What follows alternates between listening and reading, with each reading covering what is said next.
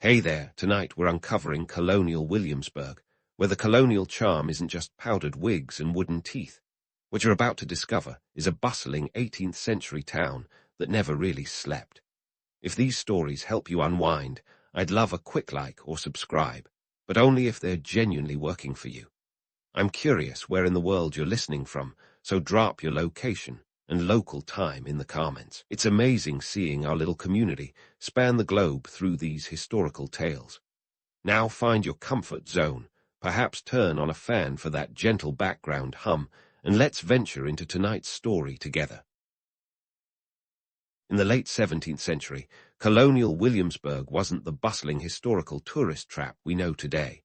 It was a fledgling town full of potential, built on dreams of grandeur, political power plays, and yes, taverns. Lots of taverns. You see, back in 1699, when folks were deciding where to plop down the capital of Virginia, they weren't just thinking about politics. They were thinking about good old-fashioned convenience and a hefty dose of ale. Because who wouldn't want their political center to double as a place where everyone knows your name and your drink order? Enter Governor Francis Nicholson, a man with more ambition than a cat in a room full of laser pointers. Nicholson had his sights set on moving Virginia's capital from Jamestown, which was still smoking from Bacon-related mishaps, Bacon's rebellion of 1676, to a place with less, charred history. Jamestown was a bit of a soggy bog, a logistical nightmare for anyone trying to run a colony with any semblance of efficiency.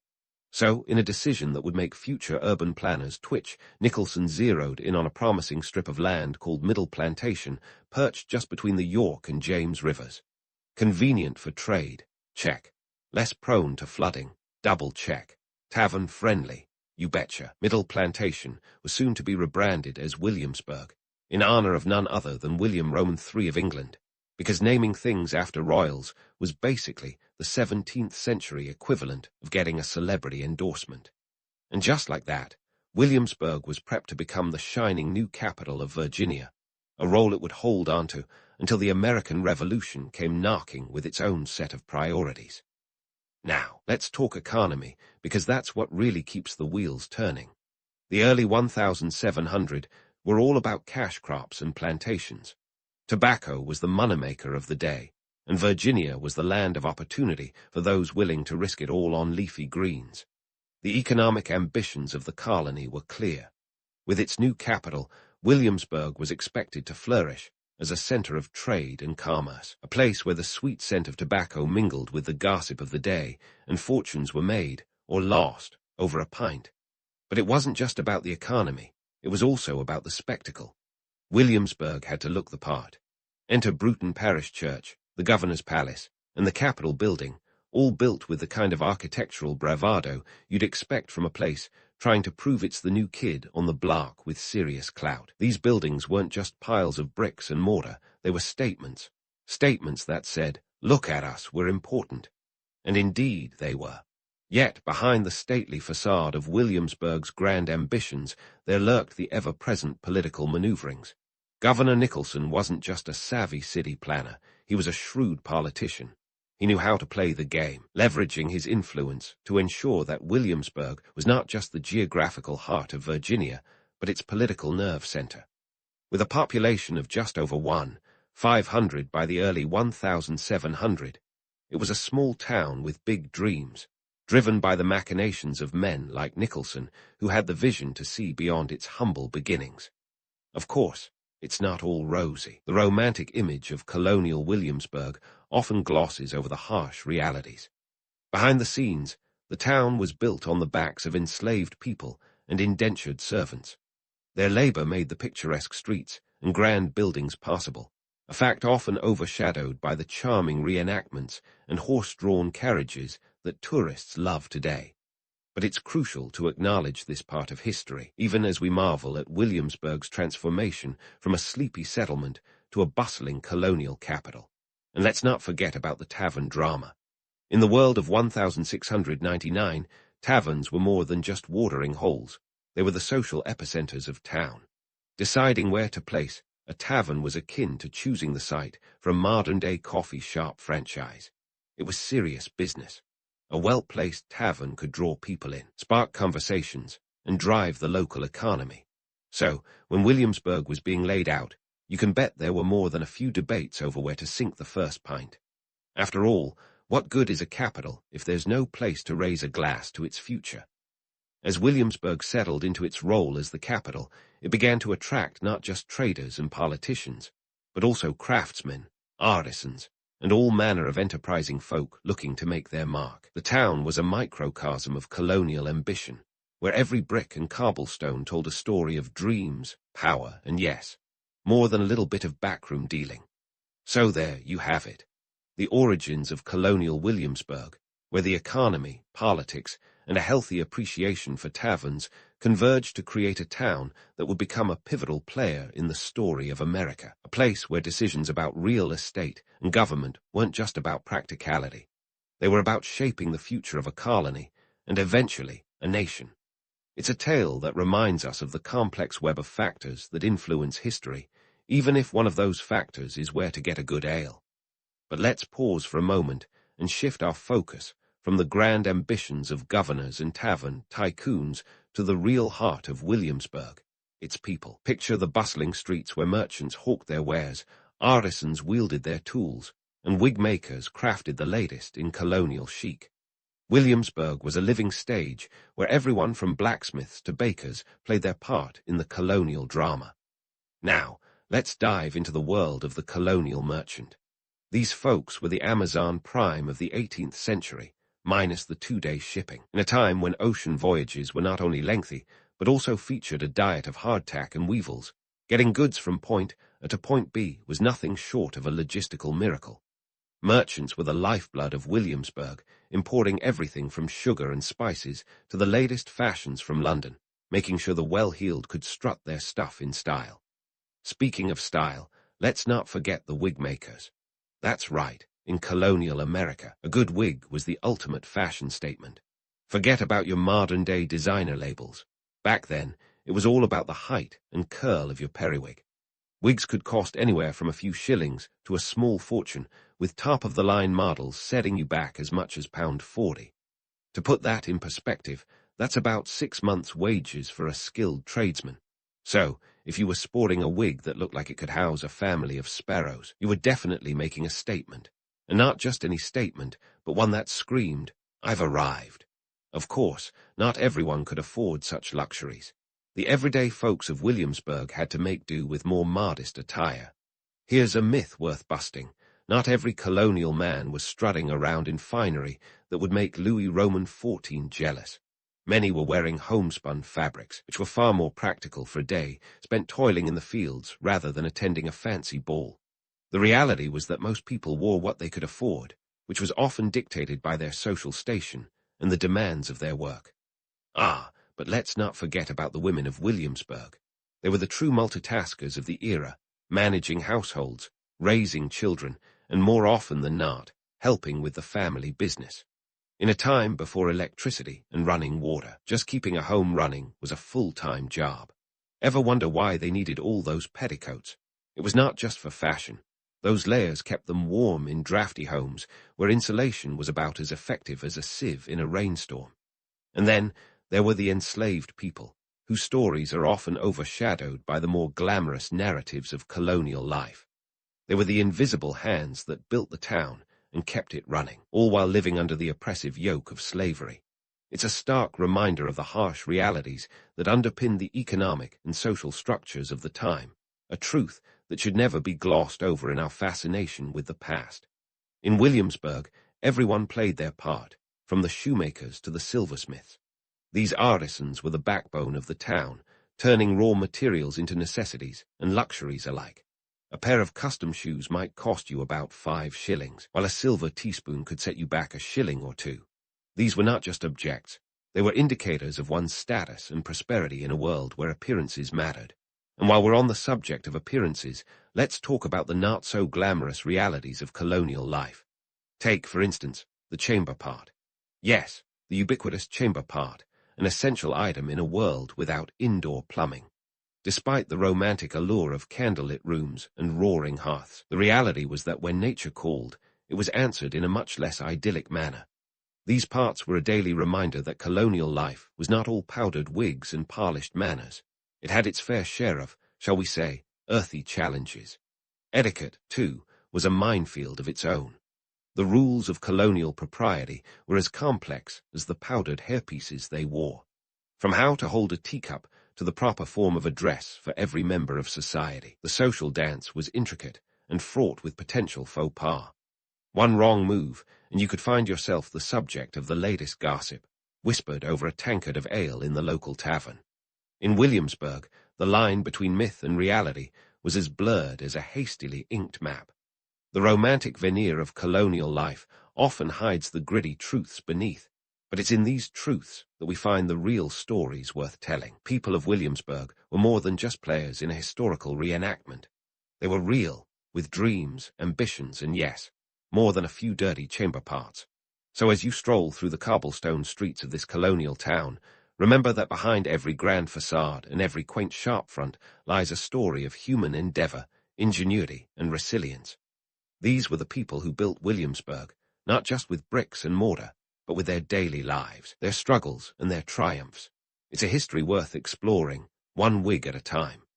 As we wander through the cobblestone streets of Williamsburg, we leave behind the everyday life of shoes and chamber parts to dive headfirst into the political maelstrom of the revolutionary era. Strap in, because we're about to witness a town where the stakes are higher than a powdered wig on a windy day. Welcome to the year 1775. Williamsburg is no longer just a sleepy colonial capital. It's now a hotbed of revolutionary fervor. And speaking of fires, let's talk about the gunpowder incident. Imagine this. It's April 20th, and Governor John Murray, the Earl of Dunmore, is feeling the revolutionary heat. The guy's got a bit of a problem. He's the royal governor of a colony that's itching to sever its ties with the British crown. So, in a move that could only be described as the 18th century equivalent of pulling the pin on a grenade, he orders the removal of gunpowder from the public magazine in Williamsburg to a royal ship under the cover of darkness. Dunmore probably thought he was being slick, but news travelled fast even in a pre-Twitter world. By morning, the townsfolk were ready to storm the Bastille, except, in Williamsburg. Enter Patrick Henry. This guy was the kind of orator who could make a grocery list sound like a declaration of war. He rallied the Virginia militia, demanding the return of the powder, or, alternatively, a tidy sum of money to replace it. Dunmore, realizing he was one angry mob away from becoming a historical footnote, coughed up pound 330, and the powder keg, both literal and metaphorical, was temporarily diffused. But here's where we need to pump the brakes on the romanticized narrative of colonial unity. It wasn't all midnight rides and Liberty Bells. The colonies were a motley crew, each with its own agenda. Take Virginia, for instance. Tobacco was king, and the economy was deeply tied to British trade. Many colonists were wary of biting the hand that filled their coffers. Unity was more a marriage of convenience than a passionate love affair. Now, let's turn our gaze back to our friend Patrick Henry, who wasn't just a rabble-rouser, but also a political heavyweight. His famous, "Give me liberty, or give me death," speech delivered in March 1775 was a masterclass in persuasion. But as catchy as it sounds, not everyone in Virginia was ready to trade their English tea for revolutionary rhetoric. Henry was part of a radical minority pushing for independence, while others were more interested in negotiating better terms with the crown. The colonies were like a dysfunctional family reunion where everyone's pretending to get along for the sake of appearances. Meanwhile, Dunmore was having a meltdown of his own. In June 1775, he declared martial law and offered freedom to any enslaved person willing to join the British cause. This was not a benevolent gesture. It was a strategic gambit to undermine the colonial economy and sow discord. The reality was that Dunmore's proclamation forced many enslaved people into an impossible choice, and the romantic notion of a benevolent British liberator is as thin as a colonial petticoat.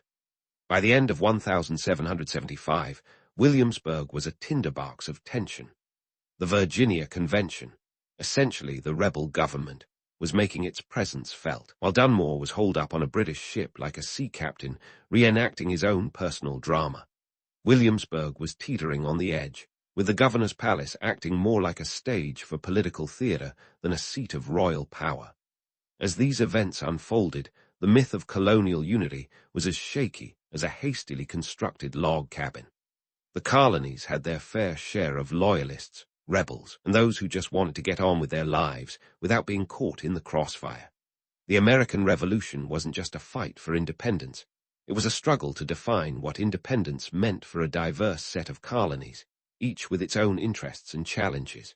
So, as we wrap up this chapter of Williamsburg's revolutionary tale, remember that the story is far from over. The real drama is just beginning, with the colonies inching ever closer to a full-scale revolution. And while the romantic allure of the revolutionary era is undeniable, it's crucial to see beyond the myths and appreciate the gritty complexities that shape the birth of a nation. Stay tuned, because the next act in Williamsburg's saga promises to be as explosive as a barrel of gunpowder on a hot Virginia night. And so, as the dust settled in Williamsburg, with Governor Dunmore's ship barbing in the harbor like a cork in a storm, attention turned to the less glamorous but infinitely more crucial engine of colonial life, the economy. Because while Patrick Henry's fiery speeches could ignite revolutionary fervor, it was cold, hard cash, or more accurately, the lack thereof, that really kept the pot boiling over. Let's talk about tobacco, the cash crop that was less a plant and more a colonial obsession. In the 18th century, Virginia's economy was as dependent on tobacco as we are on Wi-Fi today. It was the original cash crop, and for those who could stomach the labor-intensive farming, it promised wealth beyond measure, at least until the market tanked. By the mid-1700s, Virginia was exporting over 100 million pounds of tobacco annually, a figure that would make even the most seasoned modern economist do a double take. But it wasn't all sunshine and profits. The tobacco trade was a fickle beast, subject to the whims of both Mother Nature and European fashion. A bad crop year or a shift in smoking trends could turn fortunes faster than you can say, pipe dream. Now, while the planters were busy trying to coax as much profit as possible from their fields, the merchants of Williamsburg were playing a different game. These enterprising individuals were the middlemen of the colonial economy, the ones who took the raw materials and turned them into hard currency. They imported goods from across the Atlantic, everything from fine linens to the latest in Whig fashion, and exported Virginia's tobacco in return. But here's the kicker. The British Parliament wasn't exactly making things easy. Trade was heavily regulated, with tariffs and taxes that would make modern-day traders weep into their spreadsheets. Enter the Navigation Acts, a series of laws that essentially turned the American colonies into Britain's personal economic playground. These acts dictated that certain goods could only be shipped to England or English colonies, all aboard English ships. It was like a colonial version of all your base, or belong to us, and it made sure that the lion's share of profits stayed firmly in British coffers. Imagine the frustration of a Williamsburg merchant who had to pay a duty on imported goods, only to turn around and pay another fee to export their tobacco. It was enough to make anyone question where their loyalties lay, and it certainly added fuel to the already smoldering revolutionary fire. And speaking of money matters, let's delve into the nitty-gritty of colonial currency. You see, colonial America didn't have a unified currency system, which meant that coins from Spain, France, and even the Netherlands were often used alongside British pounds. It was like trying to run a modern economy on a mix of dollars, euros, and a handful of monopoly money.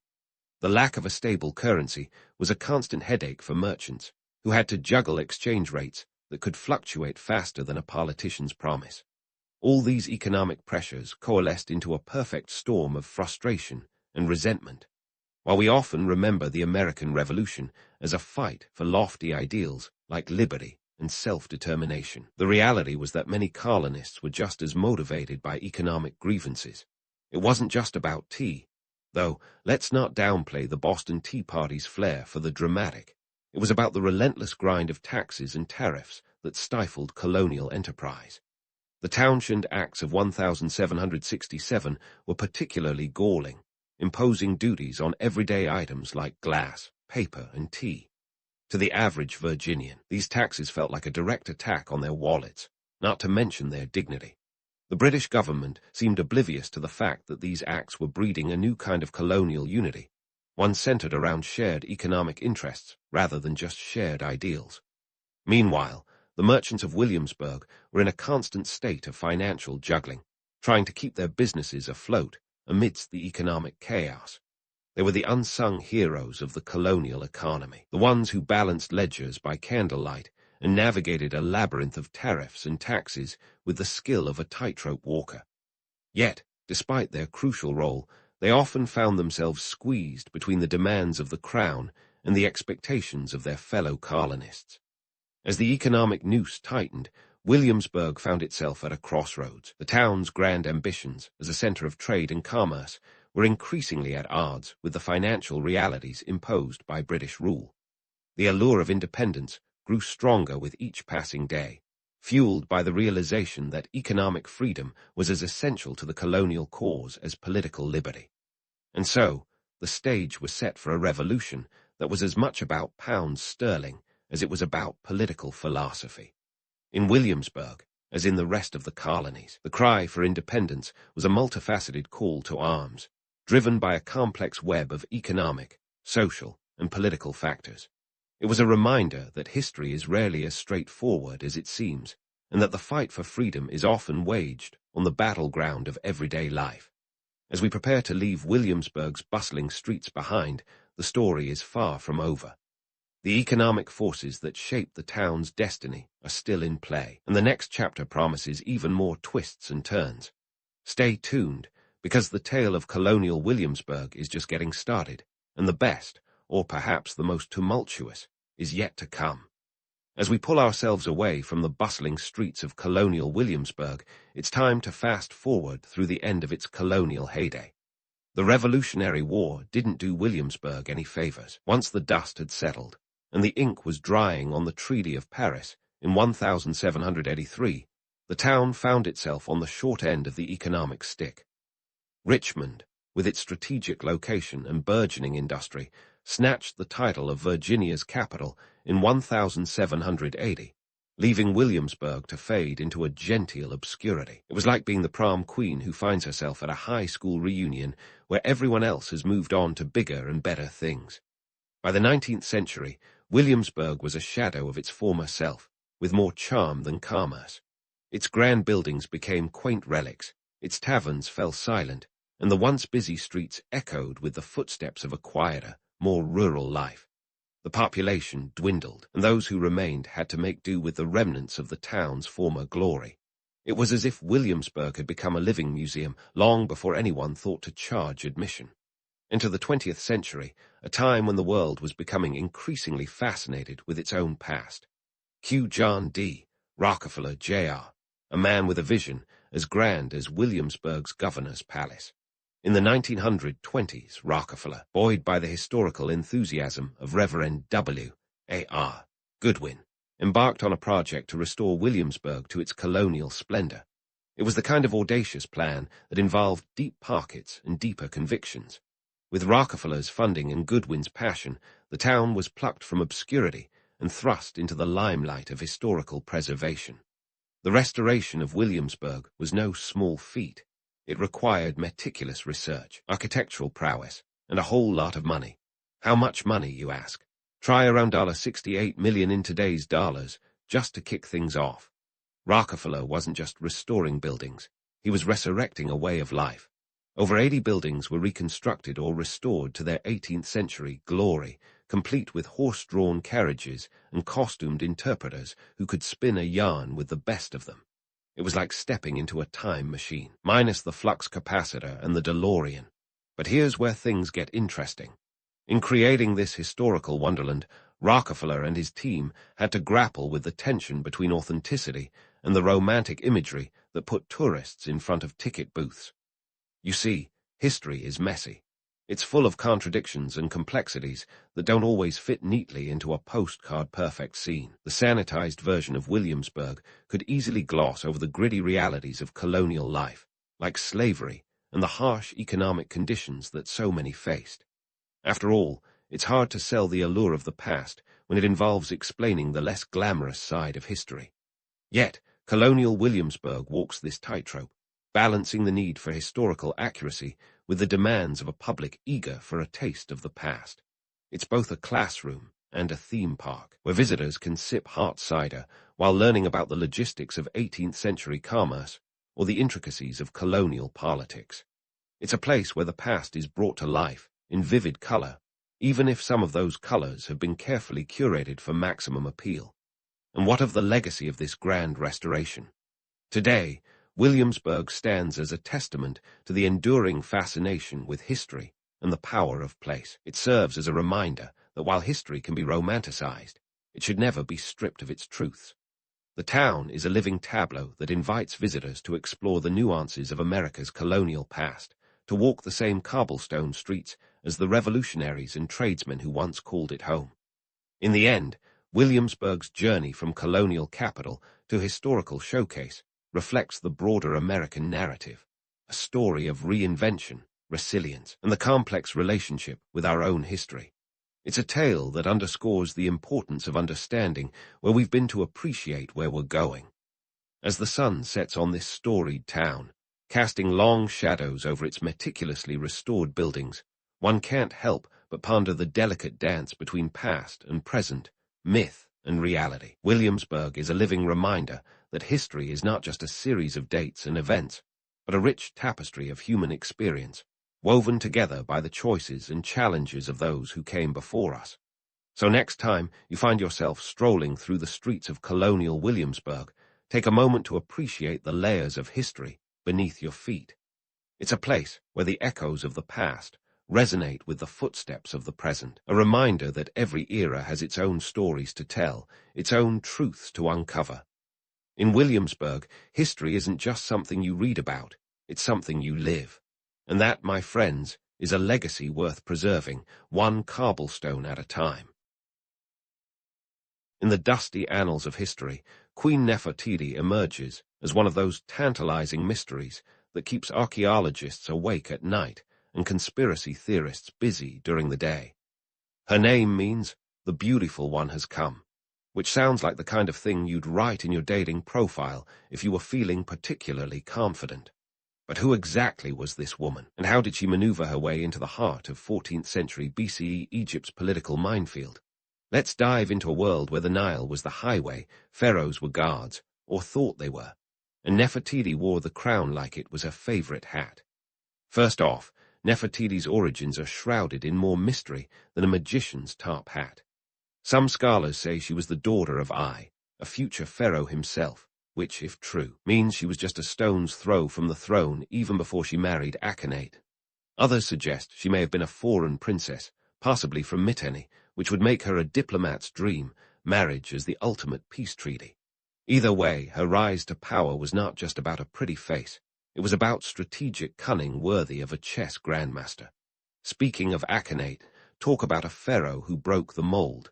Before him, Egypt's religion was more crowded than a music festival, with guards representing everything from the sun to the Nile's annual flood.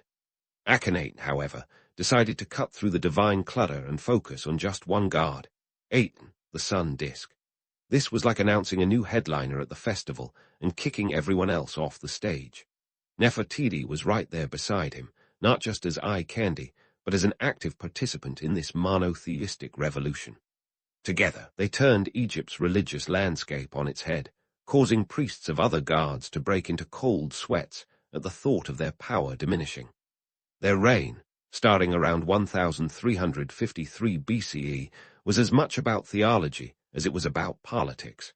By focusing worship on a single deity, Akhenaten and Nefertiti were centralizing religious and political power in a way that made previous pharaohs look like they were running a multi-level marketing scheme. In a world where being a pharaoh meant being a living god, Akhenaten took things one step further by making himself and Nefertiti the sole intermediaries between Aten and the common folk. Talk about a power couple. And then there's the art. The infamous Nefertiti bust, one of the most recognizable artifacts from the ancient world, sitting pretty in Berlin's News Museum. Crafted around 1345 BCE by the sculptor Thutmose, it sparked more debates than a family dinner at Thanksgiving.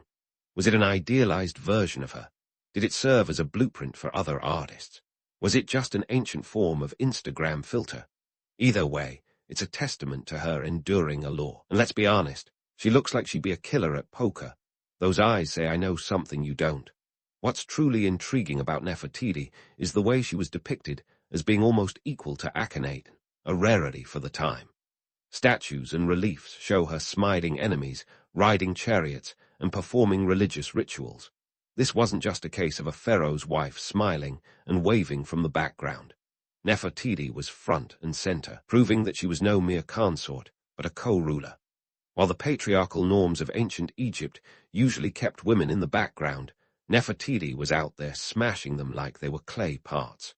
As for her legendary beauty, well, that's where things get a bit murky. The ancient Egyptians weren't exactly known for their realistic portrayals. Just look at those eyes on the side of the head in profile reliefs. So it's possible that her beauty was as much a political statement as it was a physical reality.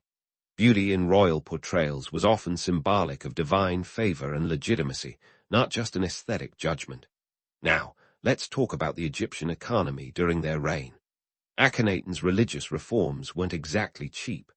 Moving the capital to Amarna, a city built from scratch, was an architectural feat that would have put a significant dent in the royal treasury. The construction of temples dedicated exclusively to Aten meant that resources were diverted from other deities, which likely didn't sit well with the priests of those sidelined guards. The economic upheaval was the ancient equivalent of a market crash, shaking the foundations of Egypt's traditional power structures. Politically, this was a period where Egypt was a superpower, with influence stretching across the ancient Near East. However, Akhenaten's focus on religious reform meant that foreign policy took a back seat. Letters from the Amarna archive show vassal states complaining about lack of support, essentially sending ancient equivalents of, "Hey, what's going on?" Messages that might have gone unanswered in the royal inbox.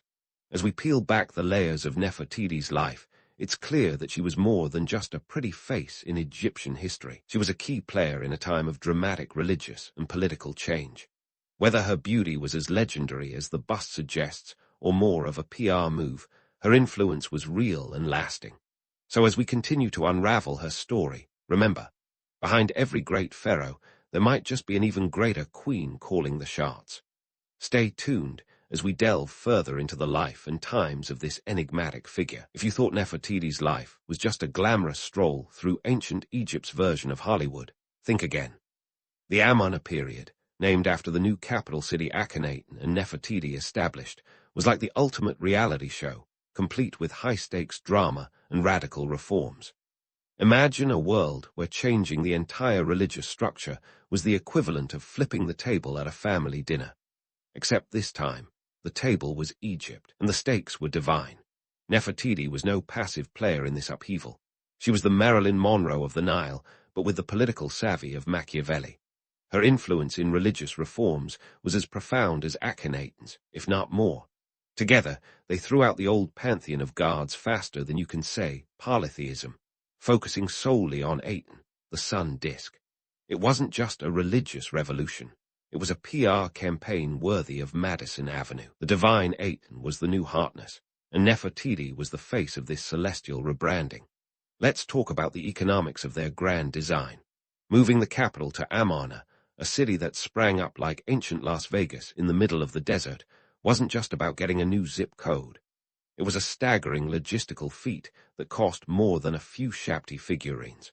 We're talking about the ancient equivalent of billions in today's dollars, all funneled into an architectural wonderland that was supposed to be the new seat of power. This was the ultimate real estate flip, but with temples and palaces instead of condos. The economic impact of this shift was seismic. By centralizing resources and labor in Amarna, Akhenaten and Nefertiti managed to tick off quite a few of the old guard, particularly the priests who found their influence waning as fast as leftover bread in the sun. These guys were used to a steady flow of offerings, and now found themselves sidelined by a couple who made monotheism cool. It was like watching a dynasty of rock stars suddenly get kicked off the charts by a one-hit wonder with a catchy tune. Amarna itself was a city like no other in Egypt. Designed with a grid layout, it was less about chaotic charm and more about showcasing the power of Aten's worship. The city had everything: a royal palace, the great temple of Aten, and homes for artisans and officials. But unlike the organic sprawl of Thebes or Memphis, Amarna was a meticulously planned masterpiece, standing as a testament to the couple's revolutionary vision, or, depending on who you ask, their outrageous hubris. Artistically, the Amarna period was a breath of fresh air, or a gasp, depending on how you feel about tradition. The art broke away from the rigid norms of earlier periods, embracing a more naturalistic style. Nefertiti and Akhenaten were depicted with elongated faces and bodies, a drastic departure from the conventional depictions of previous pharaohs. You could say it was ancient Egypt's abstract phase, and while some saw it as avant-garde, others thought it was just plain weird. Nefertiti was often shown in positions of power, performing rituals, and even smiting enemies. Though, let's face it, smiting was more about holding a stick in the air than an actual beatdown. These depictions weren't just artistic choices, they were political statements, reinforcing her role as a co-ruler rather than a mere pharaoh's accessory. Think of it as the original power couple photo op, with a side of divine endorsement. While the art was revolutionary, the religious reforms were nothing short of a seismic shift. Monotheism in a polytheistic society can be likened to introducing a single streaming service in a world of cable TV.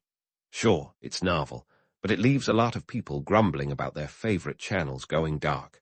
The worship of Aten was exclusive, and the old gods were shown the door, much to the dismay of their devotees, who suddenly found themselves spiritually homeless. This upheaval didn't win many friends in high places. The priests, who had long been the gatekeepers of Egypt's spiritual life, were sidelined, their temples starved of funds and influence.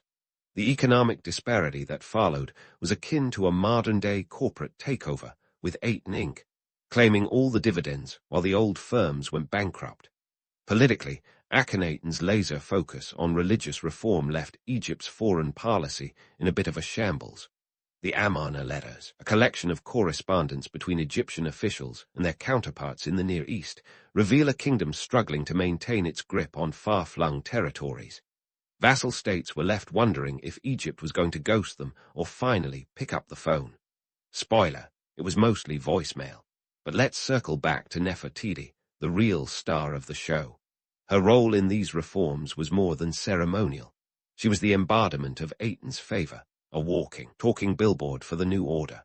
While Akhenaten was busy darting the landscape with temples to Aten, Nefertiti was the face of this spiritual revolution, ensuring that the new religious paradigm was as much about image as it was about theology. And what an image it was! The Nefertiti bust, with its serene beauty and timeless elegance, became the symbol of this era. But it was more than just a pretty face. It was a political statement, a declaration of the new dawn under Aten's rays. In a world where image was often everything, Nefertiti managed to turn her visage into a potent symbol of power. Yet behind the allure of the bust and the revolutionary reforms, the reality was far grittier. Amarna, for all its splendor, was a city built on shifting sands. The economic strain of maintaining such a grand vision was immense, and the social upheaval it caused was palpable. The people of Egypt, accustomed to a pantheon of gods as familiar as their own family, found themselves navigating a new spiritual landscape that felt as alien as it was divine. As we peel back more layers of Nefertiti's story, it's clear that her legacy is a complex tapestry of beauty, power, and innovation. The Amarna period was a time of unprecedented change, and at its heart was a queen whose influence echoed through the ages. But as with all revolutions, there were winners and losers. Nefertiti's story is as much about the costs of change as it is about its possibilities. Stay tuned as we continue to explore the enigmatic life of this remarkable queen and the lasting impact of her reign. But let's not get too comfortable in Amarna's sun-drenched grandeur, because the story of Nefertiti, like any good season finale, is about to throw us some curveballs. We've established that she wasn't just the first lady of Egypt lounging in the royal palace. Oh no, Nefertiti had her hands deep in the part of state affairs, and some might even say she was the co-pilot of Egypt's grand, if somewhat turbulent, flight through history. Now, co-regency is one of those terms that sounds like it should come with a crown and a scepter, but in reality, it's more like being handed the keys to the kingdom, while also having a giant "Don't mess this up" sign hanging over your head. Co-regency with Akhenaten wasn't just a nod to gender equality in ancient Egypt. It was a calculated move in a game of thrones that would put any modern-day political drama to shame. Historical records, or the tantalizing lack thereof, suggest that Nefertiti may have ruled alongside Akhenaten, not behind him. And she wasn't just slapping her signature on papyrus scrolls. She was making decisions. We're talking about a time when women rarely got a seat at the decision-making table, let alone a throne. But Nefertiti, with her knack for political chess, might have been right there, moving the pieces. As for how she was depicted in art, well, Nefertiti was basically the Beyoncé of her day. Her image was meticulously crafted to exude power and grace, often shown wearing the blue crown typically reserved for pharaohs. Forget the delicate tiara. This was a headpiece that screamed authority and demanded a double-take. She was depicted smiting enemies and performing religious ceremonies with the same authority as her husband. The art of the Amarna period broke with tradition, showing the royal couple in intimate and dynamic poses, which was revolutionary. Nefertiti wasn't just arm candy. She was the main event, and the artists of the time ensured that this message was loud and clear. But if you think Nefertiti's story is all about basking in the Aten's rays, think again. Her disappearance from historical records has sparked more theories than a pop star's social media hiatus. Somewhere around the 12th year of Akhenaten's reign, Nefertiti seems to have vanished into the desert sands of history. Cue the dramatic music and speculation. One theory suggests that she simply changed her name to Nefertiti and continued to rule as a pharaoh in her own right. The idea here is that, after Akhenaten's death, she kept the monotheistic dream alive, albeit in secret, like a covert agent of Aten.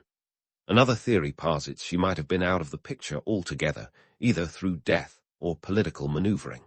The ancient Egyptian version of going to live on a farm upstate. Perhaps. Then there's the possibility that she was sidelined in favor of another queen or co-regent, possibly her own daughter. History, as it often does, leaves us with more questions than answers. It's like trying to solve a mystery novel with the last few pages missing. Was there a power struggle? Did Nefertiti simply fade into obscurity as the political winds shifted? Or did she, in true dramatic fashion, stage a comeback under a new identity? What makes this detective work all the more compelling, and a bit ironic, is the sheer number of history buffs and archaeologists who've tried to crack the Nefertiti enigma. Each new discovery, each dusty artifact, is like a breadcrumb leading us closer to, or further from, the truth. It's as if Nefertiti herself left a riddle wrapped in a mystery inside an enigma, just to keep us guessing. Let's not forget the human element in all of this. We often romanticize these historical figures, imagining their lives as grand operas filled with intrigue and power plays. But beneath the iconography and the legends, Nefertiti was a woman navigating a world of cutthroat politics and divine aspirations. The stakes were high, and the margin for error was non-existent. Her public image was not just about beauty, but also about legitimacy and power. In a society where visual representation was as crucial as policy, Nefertiti's likeness was a tool of statecraft. Her beauty, immortalized in the famous bust, was both a political statement and a work of propaganda. It said, "I am the chosen of Aten. I am the face of a new world order." It's a reminder that in every era, image and reality often walk hand in hand, sometimes too closely for comfort. As we wade through the sands of time, it's clear that Nefertiti's story is as much about what we don't know as what we do. The allure of her mystery is like a siren's call to historians and dreamers alike, each hoping to uncover the next piece of the puzzle. But remember, in the world of ancient Egypt, not everything is as it seems. Stay tuned as we dig deeper into the life of this extraordinary queen and the era she helped shape. So, we've been tiptoeing around the mystery of Nefertiti's vanishing act, but let's pivot to the archaeological discoveries that have kept her name in the headlines like a celebrity scandal. Enter the Nefertiti bust, the Mona Lisa of ancient artifacts, which wasn't just dug up in some random backyard, but discovered in 1912 by German archaeologist Ludwig Borchardt in the workshop of Thutmose, the royal sculptor. Imagine the excitement. It's like finding the lost footage of a Beatles concert, except with more sand and fewer screaming fans. The bust, crafted around 1345 BCE, is not just a pretty face, but a PR masterpiece. It's so captivating that it's been guarded in Berlin's News Museum like it's the crown jewels. This artifact is so iconic that when it was first shown to the public in the 1920s, sparked what can only be described as a Nefertiti mania. Think Beatlemania with hieroglyphs. People were entranced by her serene beauty, which seemed to transcend time and space, like the ultimate Instagram filter before Instagram was even a thing. But here's where things get juicy. The bust is believed to be an unfinished piece, which raises questions. Was it a work in progress, a model for other portraits, or just a practice run that turned out too stunning to ignore? This ambiguity, much like her own disappearance, adds layers of mystique to her legacy. And let's not forget the political drama surrounding its ownership. Egypt has repeatedly called for its return, arguing that it was taken under suspicious circumstances, a diplomatic tug-of-war more intense than a game of ancient Egyptian tug-of-rope. Now, if you thought the bust was the piece de resistance of Nefertiti-related finds, think again. The hunt for her tomb has been the archaeological equivalent of a treasure hunt, with more plot twists than a soap opera. The recent buzz began when British archaeologist Nicholas Reeves speculated that Nefertiti might be interred in a hidden chamber within King Tutankhamun's tomb. This theory, proposed in 2015, was based on scans that suggested the presence of secret doorways. Suddenly, every Egyptologist with a trowel and an internet connection was on high alert, hoping to uncover the final resting place of this elusive queen. But here's where the narrative takes a sharp turn. Despite the initial excitement, further investigations were as conclusive as a coin toss. The scans, which were like trying to read hieroglyphs in a sandstorm, have left experts divided. Some still hold out hope that Nefertiti lies in a hidden chamber, while others suggest it's a case of archaeological wishful thinking. To date, no one has definitively found her tomb, but the mere possibility has reignited interest in her story, much like a new reboot of a classic TV series. The search for Nefertiti's tomb isn't just about solving an ancient mystery. It's about the economic and political implications for modern Egyptology. A discovery of this magnitude could boost tourism, bringing in visitors eager to walk in the footsteps of royalty. We're talking about a potential influx of millions of dollars into Egypt's economy, akin to unearthing a gold mine where the currency is history itself. It would also be a boon for national pride, reaffirming Egypt's place on the global stage as the land of secrets waiting to be revealed. But let's not get carried away with dreams of untold riches and glory. The reality of archaeology is often more about patience and perseverance than striking it rich. It's a field where funding is as scarce as a desert oasis, and every dig is a gamble.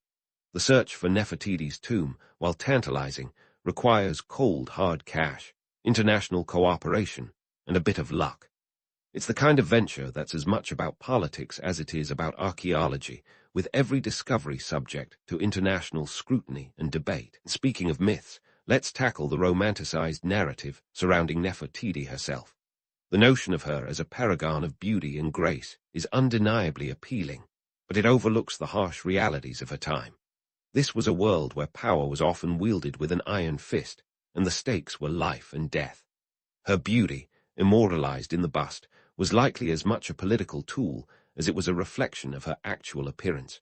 In a society obsessed with divine favor, looking the part of a goddess was just as important as playing the role. So why does Nefertiti's legacy continue to captivate us today? Perhaps it's the blend of mystery, beauty, and power that resonates with our own desires for intrigue and storytelling. Her story provides a canvas onto which we project our own fantasies and fears, a timeless narrative that keeps us coming back for more. She embodies the duality of legend and reality, a reminder that history is as much about the stories we tell as the facts we uncover. As we continue to sift through the sands of time, searching for the truth behind the legend, one thing is clear. Nefertiti's story is far from over. Whether her tomb remains hidden, her likeness continues to inspire awe, or her legacy sparks debate, she remains a compelling figure in the tapestry of history. Her tale is a testament to the enduring power of mystery and the human desire to uncover the unknown. So hang on to your excavation hats, folks, because we've still got more ground to cover and more secrets to unearth. The final chapter of Nefertiti's story hasn't been written yet, and with any luck, it'll be as captivating as the queen herself. Now that we've unraveled the layers of Nefertiti's legacy, it's time to dig into the duality of her image, both the shimmering mirage and the gritty reality that lurked beneath. Nefertiti, whose name still echoes through the sands of time, wasn't just a pretty face chiseled in stone. She was a force to be reckoned with in the political and religious upheavals of ancient Egypt. Yet, her story is a poignant reminder that history often serves up a cocktail of myth and reality, shaken, not stirred. Let's start by unpacking the romanticized image of Nefertiti, the one that's as alluring as an Egyptian sunset. Her bust, that iconic masterpiece, suggests an otherworldly beauty, a face that could launch 1,000 papyrus boats. But this portrayal is likely more about political spin than truth, crafted to project divine favor and unassailable legitimacy. It's an ancient PR campaign, designed to ensure her place in the annals of history as both a goddess and a queen. After all, in a world where pharaohs were deified, looking the part was half the battle. But beneath this idealized visage lay the harsh realities of her reign. Nefertiti lived in a world where power was as precarious as a sand dune in a windstorm, and the stakes were as high as the pyramids looming on the horizon. Her partnership with Akhenaten was more than a romantic alliance. It was a political gambit in a game where losing could mean fading into obscurity. Or worse, as co-regent, she was thrust into the thick of a religious revolution, tearing down the old pantheon and putting all her chips on Aten, the sun god. This was a bold move, the ancient equivalent of betting everything on a single throw of the dice. Nefertiti's involvement in these reforms wasn't just about spiritual devotion. It was about consolidating power. By centralizing worship around Aten, she and Akhenaten effectively sidelined the powerful priesthoods of other gods, redirecting resources and influence to their new religious center in Amarna. This was no small feat. Imagine reallocating funds from a national budget to build a new capital from scratch. It's like ancient Egypt's version of a startup venture, with high risks and even higher stakes. Economically, the move was akin to a financial roller coaster. Resources that once flowed to Thebes and other traditional power centers were diverted to Amarna. This shift caused economic ripples that were felt across the kingdom, unsettling the established order like a pharaoh's chariot charging through a crowded marketplace. The priests, once power brokers in their own right, found themselves scrambling to maintain their influence as the old guards were relegated to the sidelines. And let's not forget the political implications. While Akhenaten was busy with religious reforms, Egypt's foreign policy was left to flounder. The Amarna letters are a testament to this neglect, revealing a kingdom struggling to maintain its grip on vassal states. It's like ancient Egypt had its own version of unanswered, urgent emails, with allies wondering if they'd been left on read. Now, returning to Nefertiti, who might have been the real power behind the throne. Her co-regency with Akhenaten wasn't just ceremonial. She was actively involved in the administration of the kingdom, a role depicted in the art of the time. Whether she was depicted smiting enemies or performing sacred rituals, Nefertiti was portrayed as a leader in her own right, not just a supporting act in Akhenaten's drama. Her presence in these artworks was a political statement, a declaration of her authority and influence. The harsh reality, however, is that this power came with its own set of challenges. Nefertiti's disappearance from historical records around the 12th year of Akhenaten's reign raises more questions than answers. Did she die, or was she pushed out of power? Did she reinvent herself under a new name, or was she erased from history as the political winds shifted? These unanswered questions add layers of intrigue to her story, making her legacy as elusive as a mirage in the desert. In the end, Nefertiti's enduring legacy is a tapestry woven with threads of myth and fact.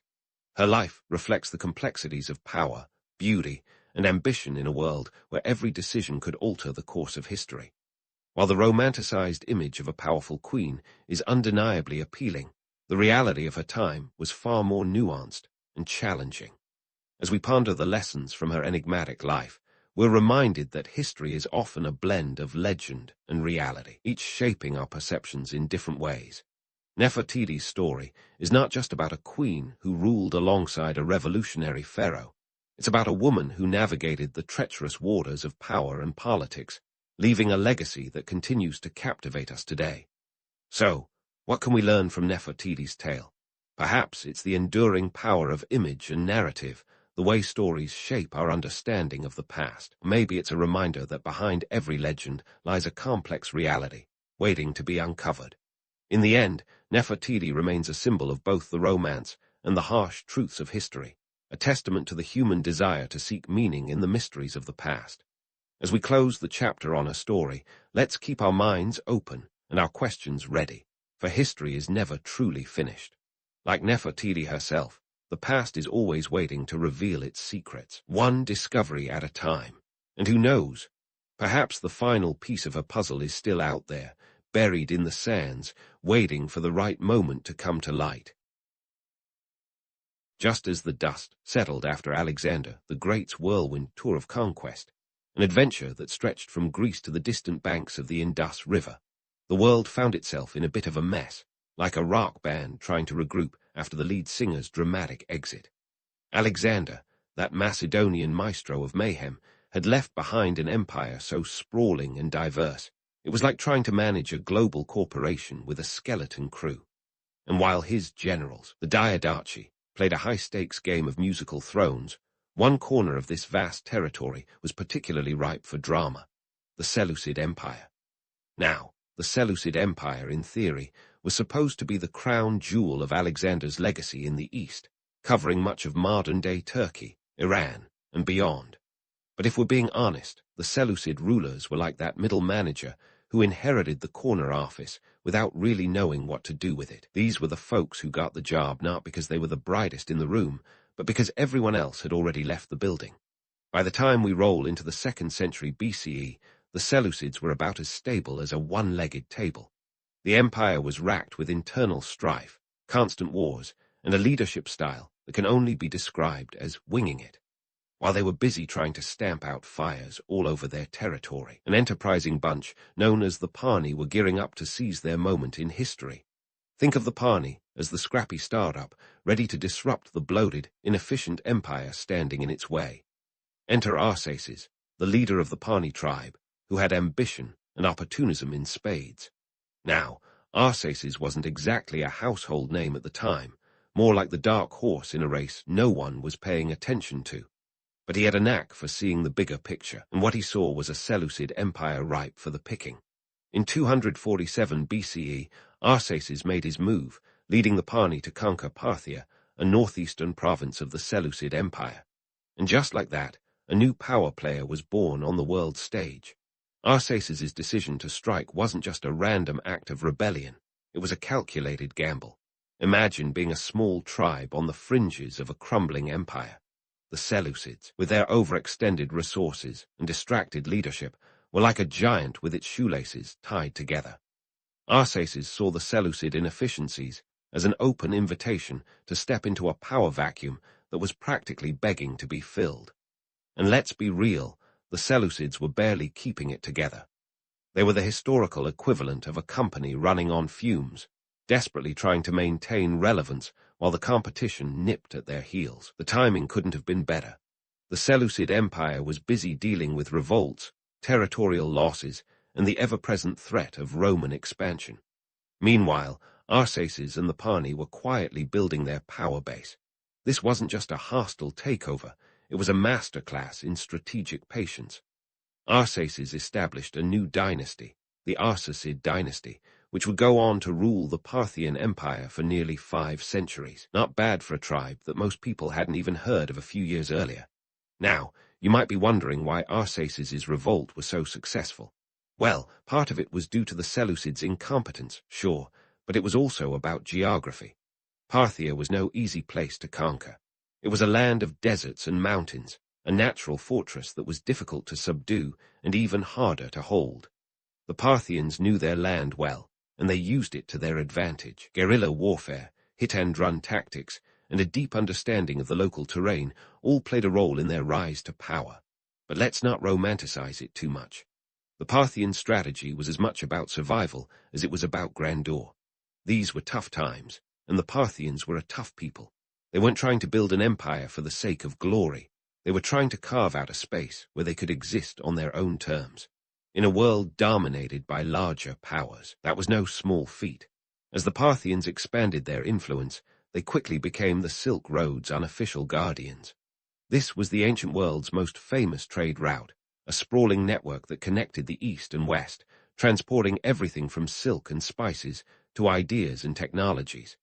The Parthians understood the value of controlling such a vital artery, not just for the wealth it brought, but for the power it conferred.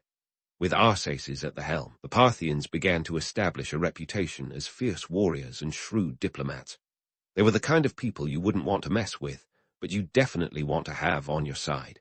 They maintained a tricky balance of power with their larger neighbors, particularly the Romans and the Seleucids. This wasn't just about military might.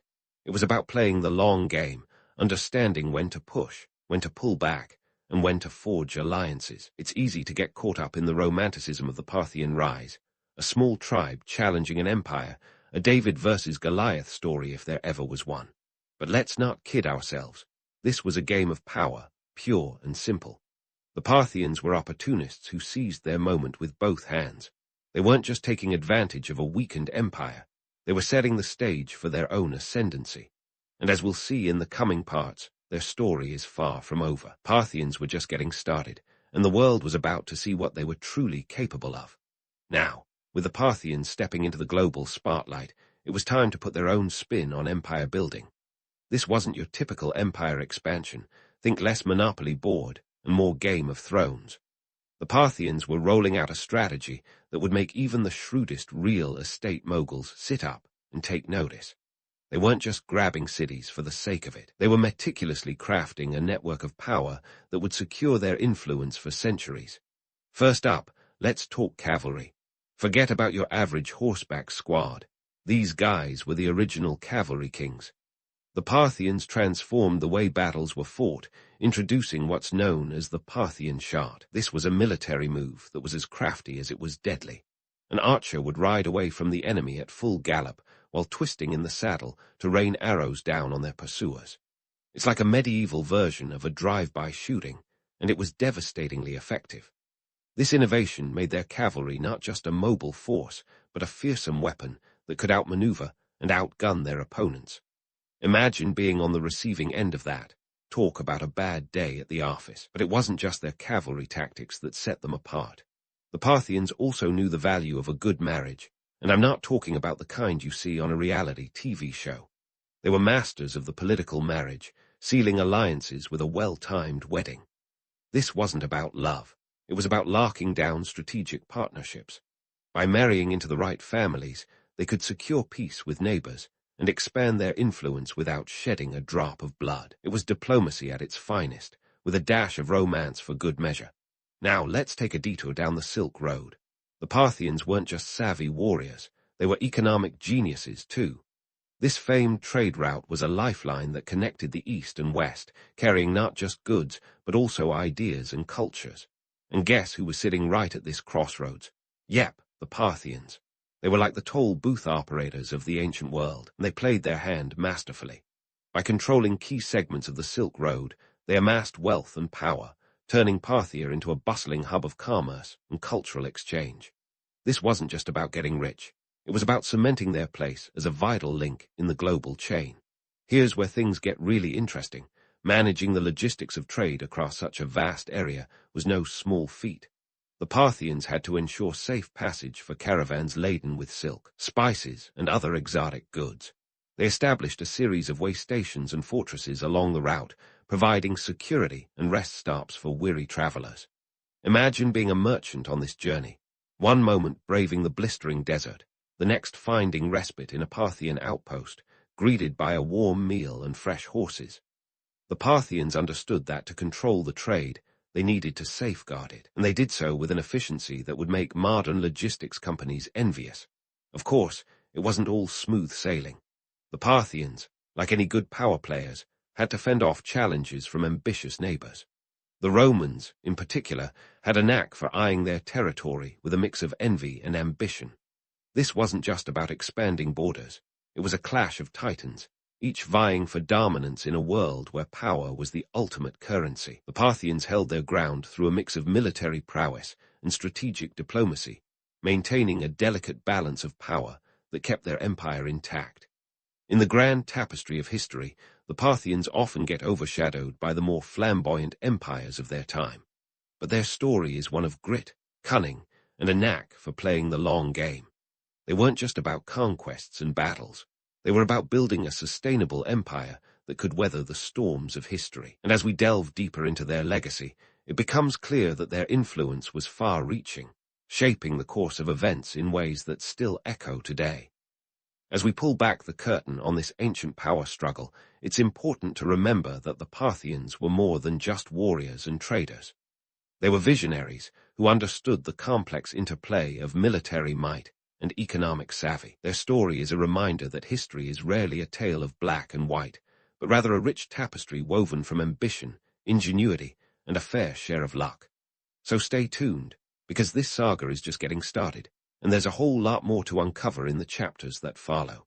Now, speaking of the Parthians' knack for empire building, let's dive into the delightful chaos of their internal politics. Running an empire was like juggling flaming torches. One wrong move, and you'd find yourself with singed eyebrows and a coup d'etat on your hands. The Parthians didn't just have to contend with external threats like the Romans. They had their own backyard full of restless nobles, each with an ego the size of a small province and an ambition to match. Picture the Parthian political system as a game of chess, only if the chess pieces had a penchant for bickering and occasionally flipping the board when things didn't go their way. At the top was the king, or Shahanshah, a title that means king of kings, which sounds grand until you realize it came with the constant headache of keeping those lesser kings in line. Parthia was a feudal mosaic, where local rulers, or satraps, held significant power and land. These nobles were a bit like the CEOs of mini-kingdoms, with their own armies, treasuries, and unfortunately for the Shahanshah, their own ideas about who should be in charge. The Parthian nobility was a colorful cast of characters, each vying for a bigger slice of the royal pie. Managing them required a mix of charm, cunning, and occasionally a well-timed show of force. The Shahanshah had to be part diplomat, part warrior, and part snake charmer, constantly negotiating the delicate balance of power. The nobles, in turn, had to be kept happy with gifts, titles, and a fair share of the spoils from military campaigns. It was political theater at its finest, with a touch of Machiavellian flair. Now, let's address the elephant, or rather, the horse, in the room, the famed Parthian shot. This legendary maneuver is often romanticized as the hallmark of Parthian cavalry prowess. You know the drill, an archer on horseback, galloping away while twisting around to unleash a barrage of arrows at pursuing enemies. It sounds like something out of an action movie, and while there's truth to it, the story's often embellished like a fisherman's tale about the one that got away. Sure, the Parthians were skilled horsemen, their cavalry was indeed fearsome. But let's not forget that the Parthian shot wasn't magical. It was a tactical move, effective under the right circumstances, but it didn't guarantee victory by itself. The real secret sauce was the Parthians' ability to adapt and innovate on the battlefield. They weren't just about flashy maneuvers. They understood terrain, utilized deceptive tactics, and knew when to engage or retreat. It was strategy, not just spectacle, that made them formidable opponents. Back to those ever-entertaining Parthian nobles. The feudal structure, while a source of strength, was also a potential powder keg. Every noble had his own ambitions, and the Shahanshah had to be on constant alert for any signs of betrayal. The Parthian court was a hotbed of intrigue, where alliances were as fluid as the Euphrates in flood season. A satrap might be an ally one day and a rival the next, depending on which way the political wind was blowing. In this environment, loyalty was a rare commodity. The Parthian rulers had to be adept at playing one noble against another, using promises and threats to keep them in check. It was a high-stakes game of thrones without the dragons, where the penalty for failure could be a swift and permanent exit from the political stage. The Parthians might not have had social media, but word-of-mouth gossip spread just as effectively, fueling rivalries and alliances alike. The internal politics of the Parthian Empire were further complicated by the cultural diversity within its borders. This was an empire that spanned from modern-day Iran into parts of Turkmenistan, Afghanistan, and even into the Arabian Peninsula. It was a melting pot of peoples and traditions, each bringing their own customs and grievances to the table. Managing such a diverse populace required not just military might, but also a keen understanding of cultural sensitivities. The Parthians had to be part conqueror, part diplomat, and part cultural chameleon to maintain stability.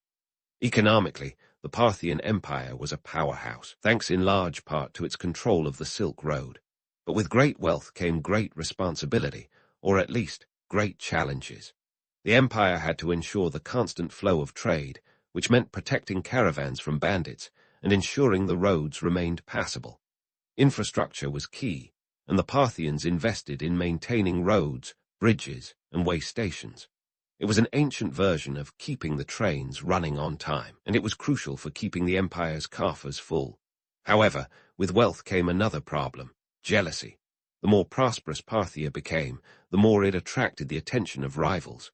The Romans, ever the ambitious neighbors, were constantly eyeing Parthian wealth and territory. This led to a series of conflicts, where the Parthians had to defend their borders against Roman incursions. These were not just military battles, but ideological ones, with each side vying for dominance on the world stage. As we dig deeper into Parthian history, it's clear that their legacy is one of complexity and contradiction.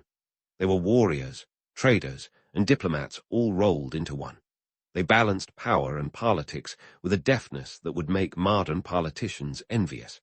But their story is not just about their successes. It's about the challenges they faced and the strategies they employed to overcome them. The Parthian Empire was a testament to the power of adaptability and resilience, qualities that allowed it to thrive in a world where the only constant was change. In the end, the Parthians were more than just a footnote in history. They were architects of an empire that, for a time, stood toe-to-toe with the greatest powers of the ancient world. Their story is a reminder that history is not just about the victors, but also about those who dared to carve out their own destiny against the odds. As we continue to explore their legacy, remember that the Parthians were not just warriors or traders. They were visionaries in an era that demanded nothing less. And so, as we wrap up this chapter on the Parthian political scene, it's clear there's still much more to uncover. The intrigues and power plays of this ancient empire set the stage for future developments, both within Parthia and beyond. Stay tuned, because the saga of the Parthians is far from over, and the next chapters promise even more twists and turns in this epic tale of ambition, power, and survival. And speaking of twists and turns, let's dive into the vibrant cultural tapestry that was the Parthian Empire. If their political scene was a high-stakes chess match, their cultural life was the ultimate potluck dinner, with a dash of everything from Greek philosophy to Persian artistry. You see, the Parthians weren't just empire builders. They were cultural magpies, picking up shiny bits of art, architecture, and religion from their diverse subjects, and weaving them into something uniquely their own. The Parthian Empire was a sprawling multicultural mosaic, stretching from the Euphrates to the Indus, and covering what is today Iran, Iraq, and parts of Turkey and Afghanistan. It was like a living museum where cultures mingled, clashed, and occasionally threw a wild party. And just like any good party, there were a few standout moments that left a lasting impression on history. Take Parthian art, for example. While the Romans were busy chiseling statues of stern-faced emperors, the Parthians were painting and sculpting scenes that captured the vibrancy of their world. They were especially fond of wall paintings and mosaics, often featuring lively banquet scenes that would make even the most lavish Instagram feed look a bit pedestrian. Their art was a blend of Hellenistic and Persian influences with a touch of local flair. This wasn't art for the sake of art. It was a reflection of a diverse and dynamic society. Then there was architecture. The Parthians knew how to make a grand entrance, quite literally. Take the city of Ctesiphon, for instance. This capital wasn't just a hub of political power. It was an architectural marvel. The Tak Kasra, or Arch of Ctesiphon, was an engineering feat that stood as one of the largest single-span vaults of the ancient world. Picture this: an imposing archway over 37 meters high, soaring above the city like a stone rainbow. It was a statement piece, to say the least, and it symbolized the Parthians' ability to blend practicality with grandeur. And let's not forget about religion. In the Parthian Empire, religious life was as diverse as its people. Zoroastrianism was the state religion, but the Parthians were surprisingly chill about letting other faiths flourish. Buddhism, for instance, made its way into Parthian territories along the Silk Road, and there was even a vibrant Jewish community. This wasn't just a case of religious tolerance. It was more like a strategic move. By allowing religious diversity, the Parthians kept their subjects relatively content and reduced the risk of insurrection. It was a bit like saying, believe what you want, as long as you pay your taxes and don't cause trouble. Speaking of taxes, let's talk about the economy. The Parthians were no slouches when it came to making a buck, or rather, a drachma. They understood that controlling the Silk Road was like holding the keys to an ancient ATM. This trade route was the lifeline of the empire, a conduit for silk, spices, precious metals, and ideas flowing between East and West. And while Rome and China were busy glaring at each other like two heavyweight boxers sizing up in the ring, the Parthians were the savvy merchants playing both corners. The Parthians had a knack for diplomacy that would put modern politicians to shame. They were the middlemen of the ancient world, facilitating trade between the Romans and the Han Chinese. Imagine being the go-to guy for two superpowers who couldn't stand each other. It's like being a wedding planner for a couple that can't agree on the cake. Yet, the Parthians pulled it off, using their strategic location to their advantage and reaping the economic benefits. Of course, keeping the Silk Road running smoothly wasn't just about shaking hands and making deals.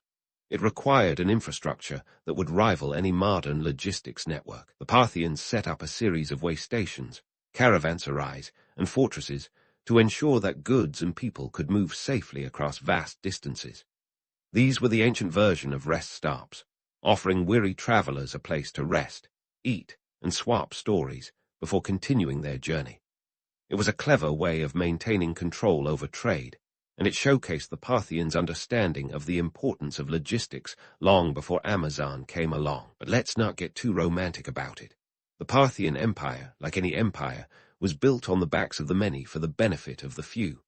The wealth flowing along the Silk Road often ended up lining the pockets of the elite, while the lower classes toiled in farms, workshops, and the dusty expanses between cities. It's the age-old story of power and privilege, where the gap between the haves and the have-nots was as wide as the empire itself. Yet, despite the inequalities, cultural exchange happening along the Silk Road was a game-changer. Ideas flowed as freely as goods, with philosophies, technologies, and artistic styles making their way across continents. The Parthians were at the center of this cultural traffic jam, absorbing and reinterpreting what they encountered. This blending of cultures wasn't just a side effect of trade. It was a driving force behind the Parthians' ability to maintain their empire for nearly half a millennium.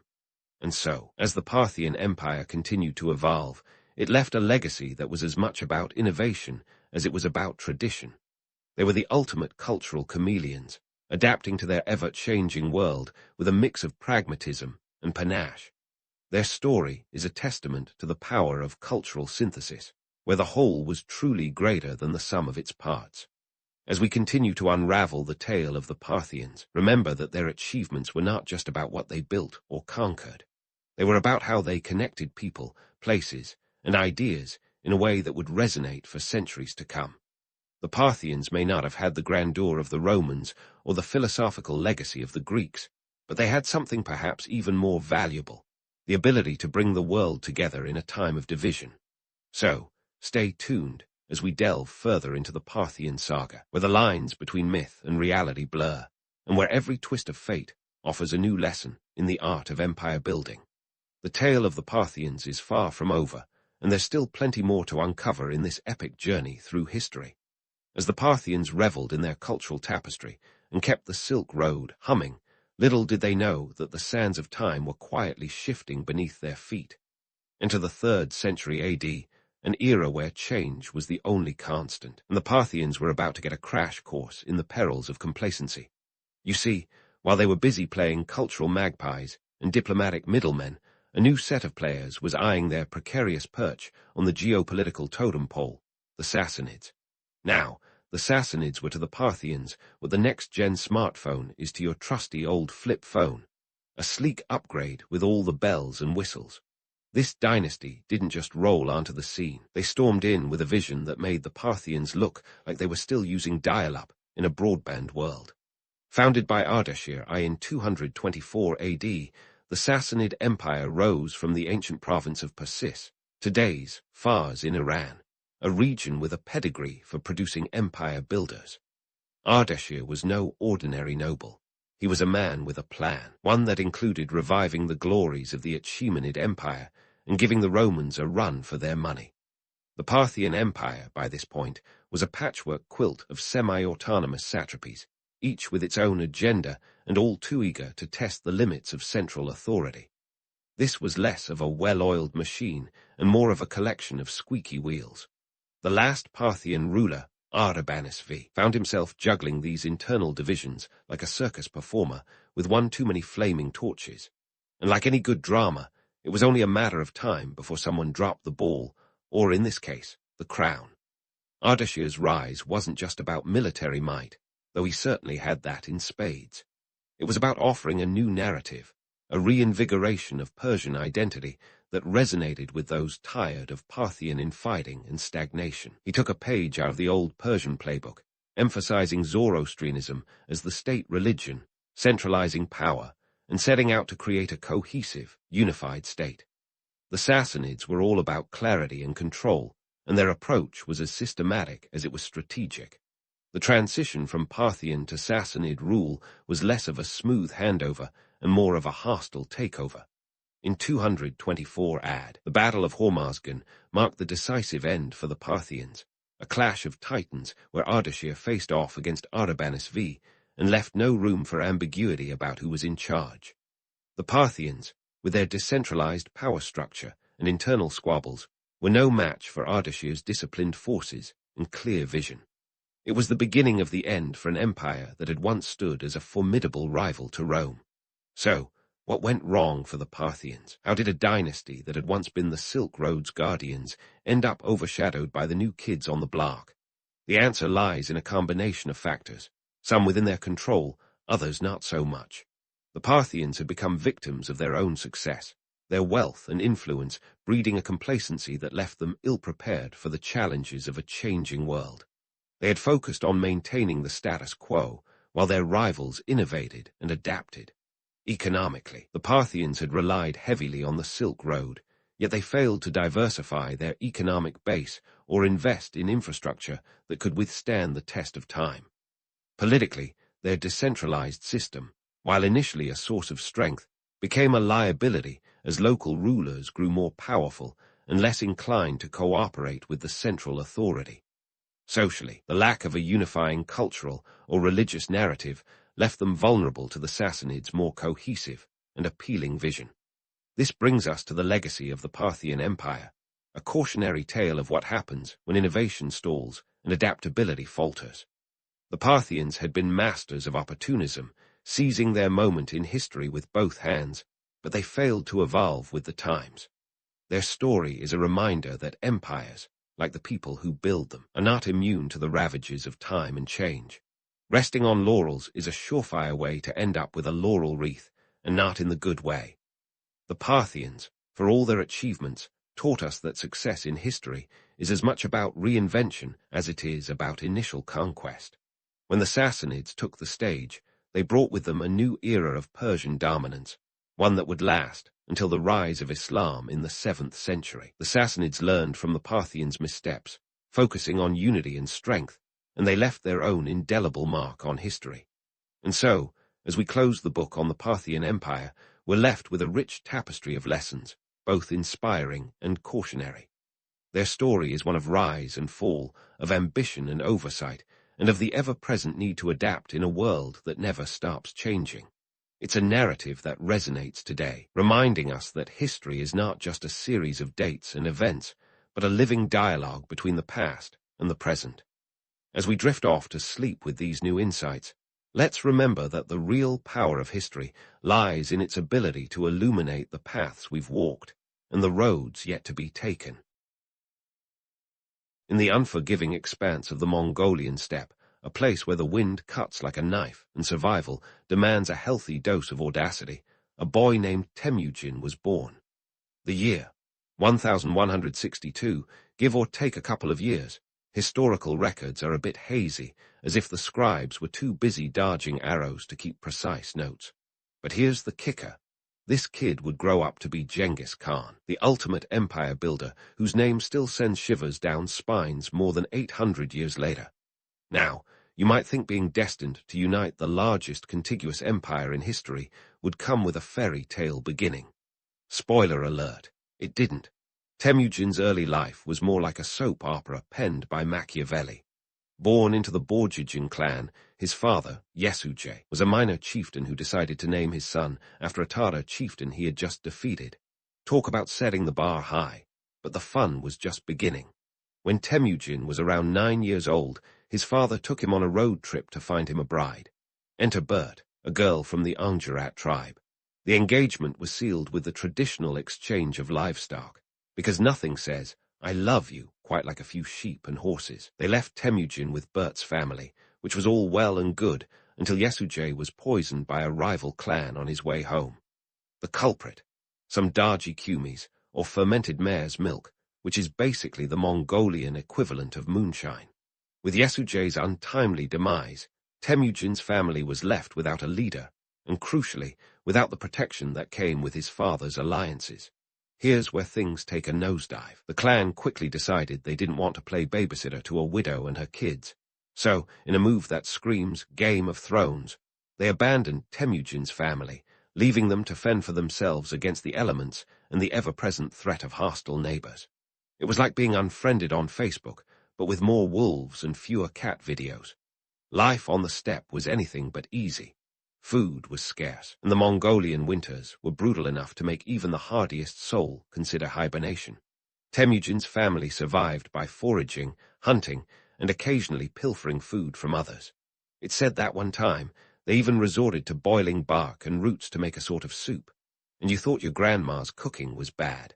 Despite these hardships, Temujin learned a thing or two about leadership and survival. Necessity is the mother of invention, after all, and he had plenty of both. But just when he might have thought things couldn't get worse, they did.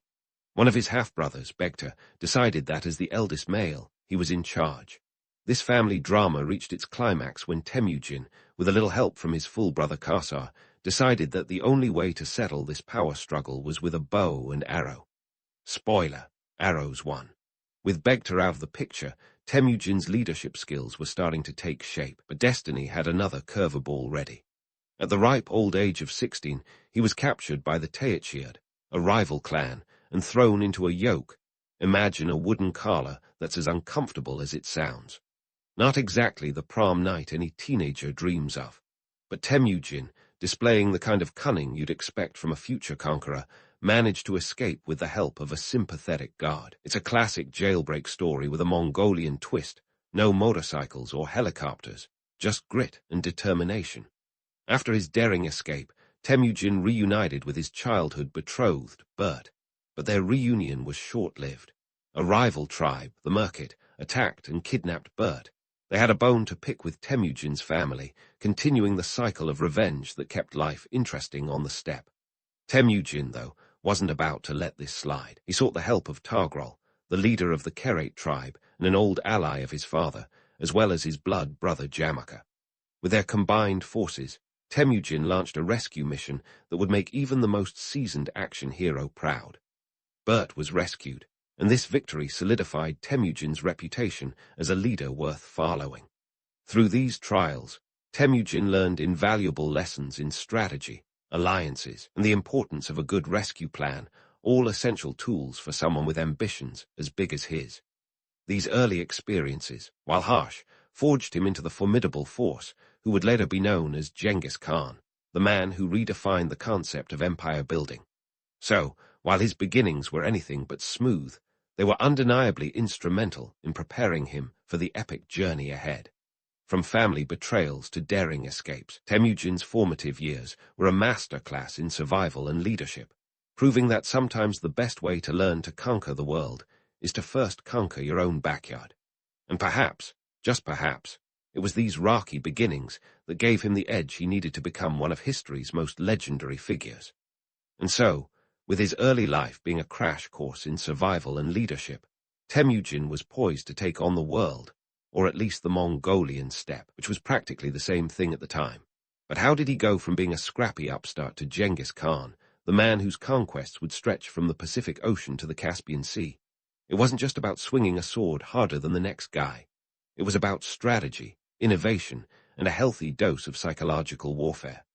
Let's kick things off with a little-known fact. Genghis Khan was a master of the mind game. You've heard of the phrase, all's fair in love and war, right? Well, Genghis took that to heart, minus the love part.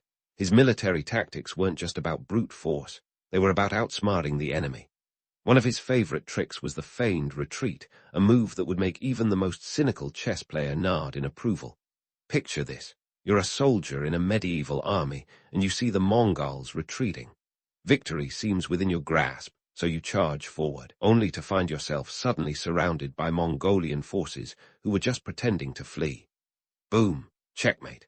It was this kind of tactical brilliance that allowed Genghis to win battles against numerically superior forces. In fact, during the Battle of the Kalka River in 1223, Genghis's forces lured a much larger Russian army into a trap, resulting in a decisive Mongolian victory. The lesson here: never underestimate the power of playing possum. But Genghis didn't just rely on tricks. His army was a well-oiled machine, and it moved at a speed that left his enemies' heads spinning. We're talking about covering distances of up to 100 miles a day, unheard of at the time. This wasn't just because his troops were particularly fond of cardio, it was because they traveled light and lived off the land, a strategy that kept them lean, mean, and mobile. Now, you might be wondering, how did he keep such a vast and diverse army in line? The answer is equal parts carrot and stick. Genghis was known for his strict military discipline, but he also rewarded loyalty and merit over noble birthright. In a world where your lineage often dictated your future, this was revolutionary. It meant that even a lowly soldier could rise through the ranks if he proved himself on the battlefield. And if someone stepped out of line, well, let's just say Genghis's punishments were as legendary as his conquests. His infamous decimation policy, where 1 out of every 10 soldiers would be executed for cowardice or desertion, ensured that his troops thought twice about turning tail. Innovation didn't stop at tactics and discipline. Genghis was an early adopter of the "if it ain't broke, don't fix it" philosophy, particularly when it came to technology. The Mongols were quick to incorporate the best of what their enemies had to offer. Siege warfare, for example, wasn't initially their forte, but after clashing with the Chinese, they picked up a few pointers. Suddenly, they were employing Chinese engineers to build siege engines, turning those once daunting city walls into mere speed bumps on their path to domination. One of his most famous campaigns was against the Khwarezmian Empire in 1219, a tale that has all the makings of a Hollywood blockbuster. Picture this. Genghis sends a caravan of traders to the Khwarezmian Shah, only for them to be slaughtered. In the world of 13th century diplomacy, this was a declaration of war. But instead of sending a strongly worded letter, Genghis unleashed his full fury on the Khwarezmians. In a campaign that lasted just over 2 years, he decimated the empire, capturing cities like Bukhara and Samarkand with a combination of military genius and sheer audacity. It was a textbook example of what happens when you poke the bear, or in this case, the Mongol. Of course, not every campaign went off without a hitch. Even Genghis wasn't immune to the occasional misstep. Take the invasion of the Western Zir, for example. Initially, the Western Zir thought they could resist the Mongols by hiding behind their fortified cities. It took a couple of attempts and some trial and error for Genghis to finally bring them to heel, teaching him the value of persistence and the occasional tactical pivot. As the empire expanded, Genghis Khan's strategic genius became as vast as the territories under his control. His governance wasn't just about conquering lands. It was about integrating them into a cohesive whole. He established a postal system, known as the Yam, which was like the medieval version of FedEx, ensuring that messages and orders could be sent across his vast empire with astonishing speed. This system wasn't just about logistics. It was about creating a network that connected his far-flung domains, a web that kept the empire's pulse beating steadily. Genghis also understood the importance of commerce and trade. He reopened and protected the Silk Road, ensuring that merchants could travel safely across Asia. This wasn't just altruism. It was a shrewd economic move that filled the Mongol coffers and ensured a steady flow of goods and ideas into his empire. In many ways, Genghis was a proto-globalist, understanding that wealth and innovation flowed best through open borders and free trade. But let's not get too carried away romanticizing the Mongol conqueror. For all his brilliance, Genghis's campaigns were often brutal, and his reputation for ruthlessness was well earned. Cities that resisted him were often razed to the ground, their populations slaughtered or enslaved. It was a harsh world with even harsher realities, and Genghis was a product of his times as much as he was a shaper of them. It's a testament to his strategic genius that even after his death in 1227, his empire continued to grow. His descendants carried on his legacy, expanding the Mongol Empire to its fullest extent. But that's a story for another day. For now, what we see in Genghis Khan is a leader who combined the ferocity of a warrior with the foresight of a statesman, a man who understood that sometimes the quickest way to conquer a land is through the mind. And while his methods were often ruthless, they were undeniably effective, leaving a legacy that still resonates centuries later. As the dust settled on Genghis Khan's impressive conquests, it became clear that his ambitions extended beyond mere territorial expansion. The man wasn't just about swinging swords and gathering loot. His real genius lay in how he governed his sprawling empire. Imagine it, a vast land where the sun rarely set on his dominion, yet he managed to keep it all ticking like a Swiss watch. And how did he do it? Enter the Yasa Code, Genghis's secret weapon for turning chaos into order.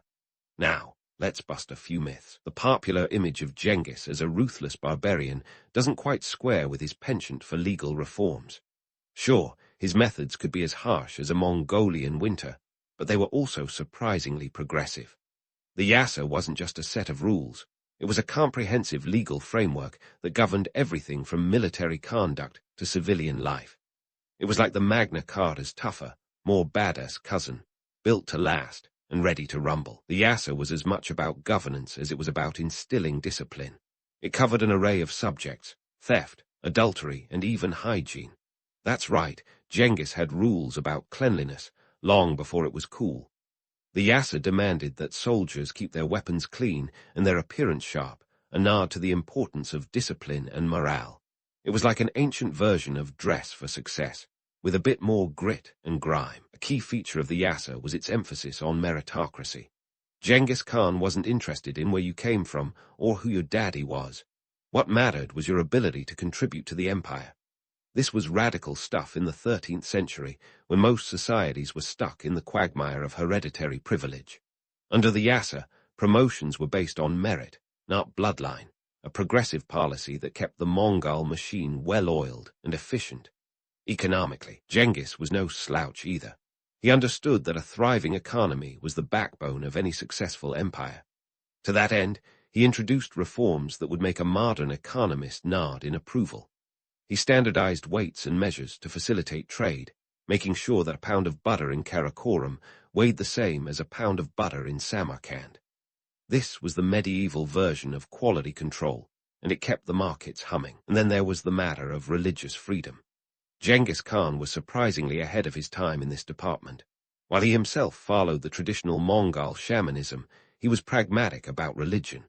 His empire was a patchwork quilt of beliefs, and he knew that forcing a single creed on such a diverse population was a recipe for rebellion. Instead, he embraced a policy of religious tolerance, allowing Buddhists, Muslims, Christians, and shamans to coexist peacefully. It's like he invented the live and let live ethos centuries before anyone else got the memo. But let's not sugarcoat things. The Yasa was also brutally efficient in maintaining order. It was a zero-tolerance policy on steroids: thievery, death; desertion, death; disobedience, you guessed it, death. Genghis understood that fear was a powerful motivator, and he wielded it with chilling precision. His legal reforms weren't just about creating a fair society. They were about keeping the empire's gears turning without a hitch. One of the more remarkable aspects of Genghis's rule was his commitment to communication. The yam, or postal system, was the lifeline of the empire. Think of it as the Mongol Express, with relay stations dotted across the empire ensuring swift delivery of messages. This wasn't just about speed. It was about control. Information is power, and Genghis made sure his empire was plugged into the latest intel, whether it was military orders or administrative decrees. In a world where most rulers were content with ruling through brute force, Genghis Khan's brand of leadership was refreshingly nuanced. He saw the value in creating a system that was as flexible as it was formidable, one that could adapt to the diverse cultures and peoples under his rule. It's this adaptability that allowed the Mongol Empire to not only expand, but also endure. Let's pause for a moment and consider the sheer audacity of Genghis Khan's vision. Here was a man who rose from obscurity to rule over one of the largest empires in history, yet he wasn't content to rest on his laurels. He was constantly innovating, constantly pushing the boundaries of what was possible. His Yasa Code wasn't just a set of rules, it was the framework of a new world order. However, it wasn't all sunshine and rainbows. The Yasa, for all its progressive elements, was enforced with an iron fist.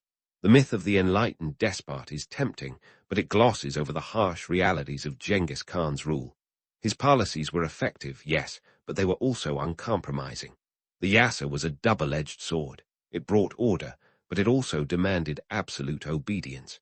In the end, what we see in Genghis Khan is a leader who understood the importance of balance.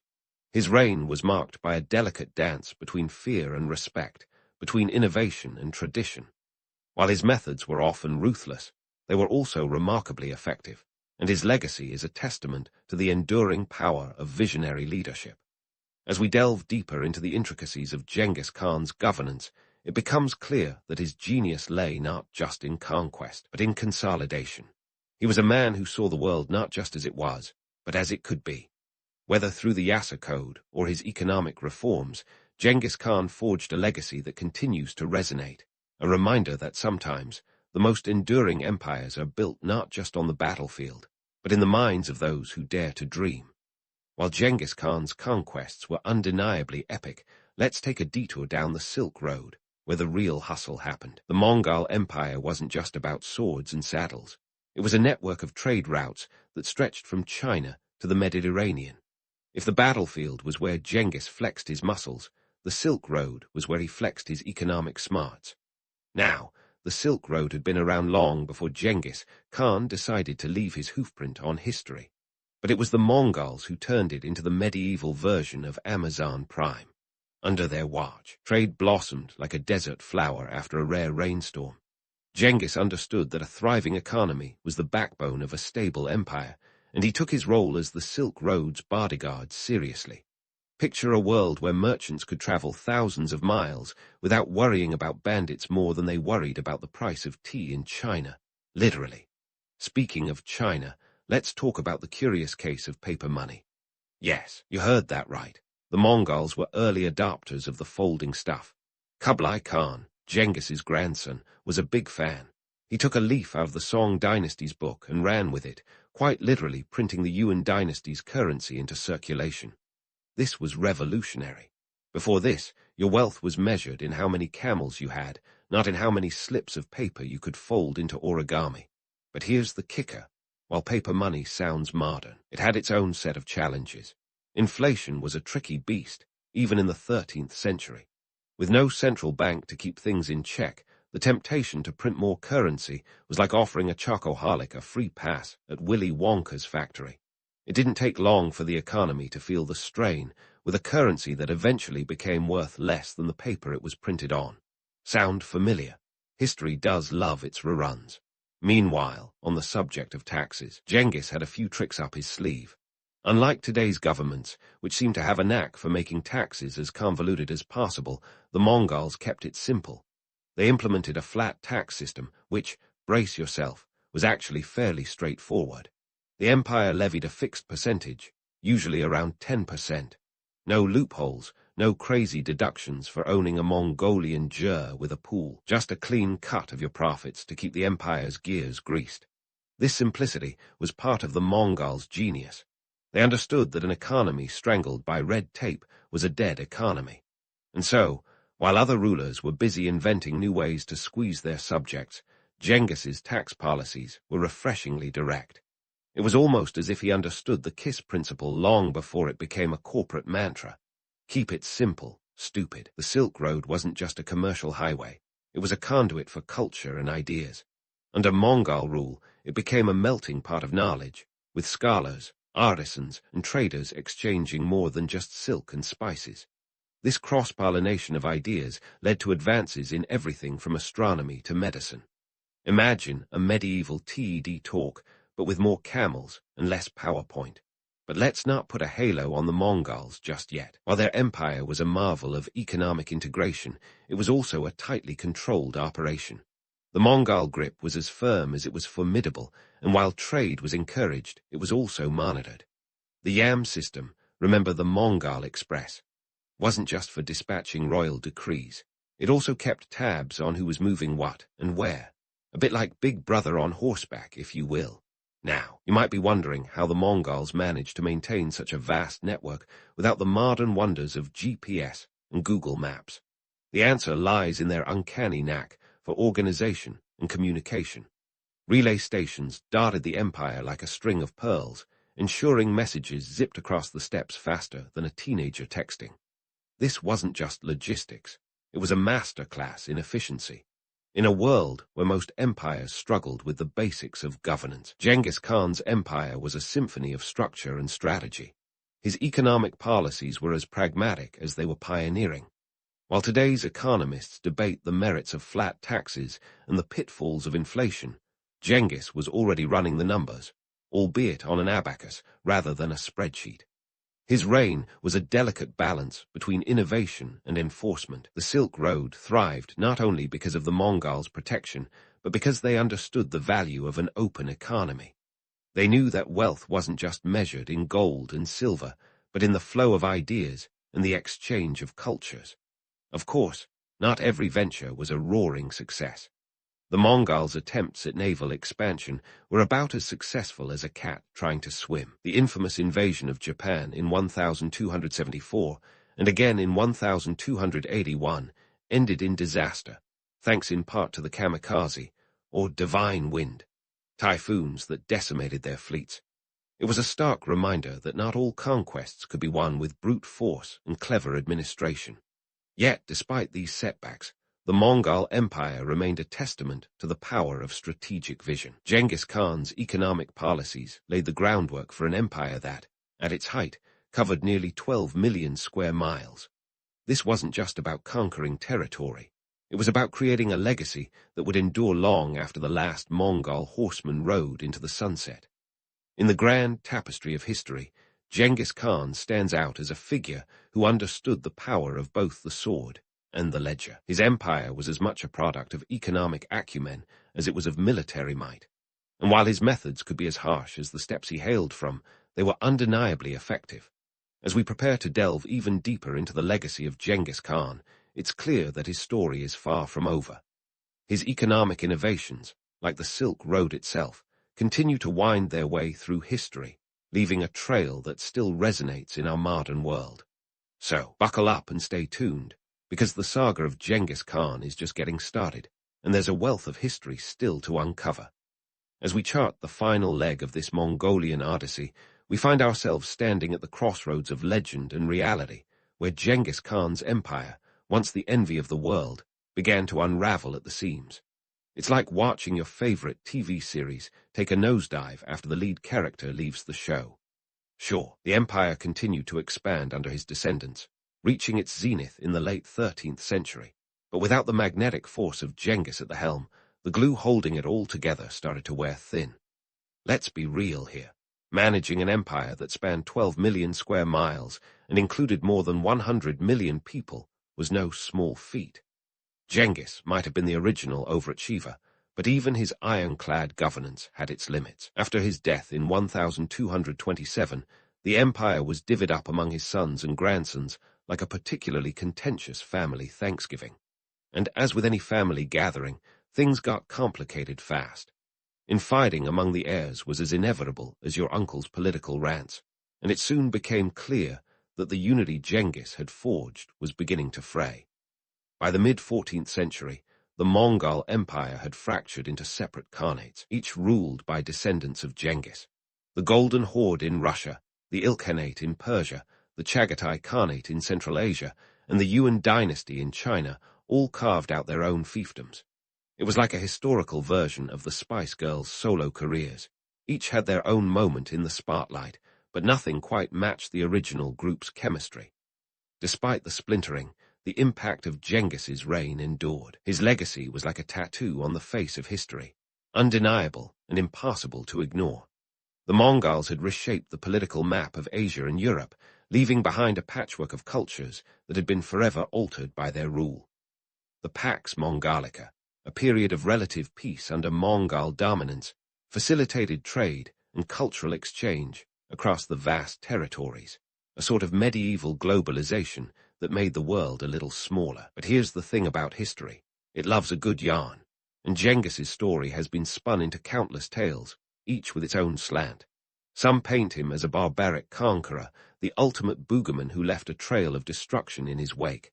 Others see him as a visionary leader, a proto-modernizer who laid the foundations for future empires. The truth, as always, lies somewhere in between. Let's debunk a few myths while we're at it. Image of Genghis as a bloodthirsty savage isn't entirely accurate, though it's not entirely off the mark either. Yes, his campaigns were brutal, and his name became synonymous with devastation in many parts of the world. But he was also a shrewd administrator who understood the power of cultural diplomacy. He actively encouraged the exchange of ideas and technology across his empire, a move that contributed to the Renaissance's eventual blossoming in Europe. So, while Genghis wasn't exactly a peace-loving hippie, he wasn't just a marauding psychopath either. The romanticized legends of Genghis often emphasize his almost superhuman abilities. The man supposedly had a physical presence that could command a room, hard to verify, given the lack of medieval Instagram, but intriguing nonetheless. And let's not forget the tales of his boundless energy and endurance, traits that were likely exaggerated, but not entirely unfounded. After all, you don't conquer half the known world by being a couch potato. So why does Genghis Khan continue to fascinate us? Maybe it's the sheer audacity of his life, a rags-to-riches story that would make Horatio Alger blush. Or perhaps it's his complex legacy, a blend of brutality and brilliance that defies easy categorization. His story is a reminder that history's greatest figures are often walking contradictions, heroes and villains wrapped up in one complicated package. In the end, Genghis Khan's legacy is a testament to the duality of human nature. He was a man who could be both ruthless and visionary, a leader who understood that the sword and the pen could be equally mighty. His empire may have dissolved, but the echoes of his reign still reverberate through the ages, a reminder that the lines between conqueror and reformer, tyrant and statesman, are often blurred. As we wrap up this historical escapade, let's leave with one last thought. History isn't a morality play. It's a mosaic of human experience, full of contradictions and complexity. Genghis Khan's story is a case in point, a tale of conquest and creation, destruction and innovation. So next time you find yourself pondering the past, remember that the truth is rarely simple, and heroes often wear the most unexpected disguises. And with that, our journey through the life and legacy of Genghis Khan comes to an end. It's been a wild ride, filled with daring escapes, epic battles, and economic revolutions. So here's to Genghis Khan, the ultimate empire builder, the original disruptor, and a figure whose story will continue to captivate generations to come. And maybe, just maybe, there's a lesson in there for all of us. After all, as Genghis himself might have said, why settle for ordinary when you can change the world? Aristotle, the guy from stage era who didn't just ponder existence, but practically built the foundation for it, wasn't exactly born with a scroll and quill in hand. Nope, he started off in the rather unassuming town of Stagera, which was about as far from Athens as you could get while still being in the same country. Think 240 miles, give or take. Born in 384 BC, Aristotle was the son of Nicomachus, a physician to the Macedonian king. This detail is crucial because it means young Ari had a front-row seat to the medical practices of the day, which were less about sterile environments and more about leeches and hope. Now, if you're wondering if Aristotle was a child prodigy, well, he wasn't exactly solving quadratic equations at age 5. But his early life wasn't all games and toga parties either. Stagera, nestled on the northern coast of Greece, was a place where Aristotle probably spent much of his time learning about the natural world, maybe poking at the odd sea creature and asking, "What's your deal?" His dad's job certainly didn't hurt in sparking his curiosity. After all, if your dad's out there patching up a king, you're bound to pick up a thing or two about the human body and its quirks. Fast forward to 367 BC, and our boy Aristotle, now a teenager, set off for Athens. This wasn't a quick Uber ride, more like a trek that would test even the most enthusiastic backpacker. But Athens was the big leagues, especially for philosophy and learning. It was where all the intellectual heavyweights hung out, not unlike the Silicon Valley of its day, minus the tech, and with a lot more sandals. Aristotle enrolled in Plato's academy because, let's face it, if you wanted to get philosophical street cred back then, you started with Plato. Now, Plato was no slouch. He had a knack for questioning reality itself. Is the chair you're sitting on really a chair, or just a shadow of the perfect chair? Deep stuff. Aristotle, however, was a bit of a realist. While Plato was all about the world of forms, Aristotle had his feet planted firmly on the ground. He was like, yeah, but this chair is definitely a chair because I can sit on it. This practical approach didn't always sit well with Plato, who might have seen Aristotle as that annoying kid in class who kept challenging the teacher. Their teacher-student relationship wasn't exactly the stuff of buddy comedies.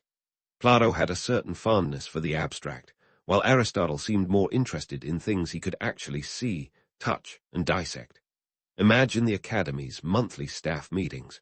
Plato waxing lyrical about ethereal forms, and Aristotle in the corner, rolling his eyes and scribbling notes about biology and logic. Despite their differences, it's undeniable that Plato's ideas left a mark on Aristotle. He absorbed what he could, like a sponge with a selective memory, keeping the bits he found useful and discarding the rest. But there was friction. Rumor has it, Aristotle once quipped that Plato's ideas were like empty vessels. Ouch! Not exactly the compliment you'd want from your star pupil. Athens itself was a bustling hub of activity and ideas. The city was a melting pot where philosophers rubbed shoulders with politicians, artisans, and anyone else who could afford a decent toga. It was democracy in action, a place where debates could be as fierce as the summer sun. In this environment, Aristotle honed his craft, developing what would become the backbone of Western philosophy. But it wasn't just about soaking up knowledge. Aristotle was also learning how to navigate the complexities of Athenian society. While Aristotle was busy questioning the nature of reality, the political landscape of Athens was as unstable as a Jenga tower in a windstorm.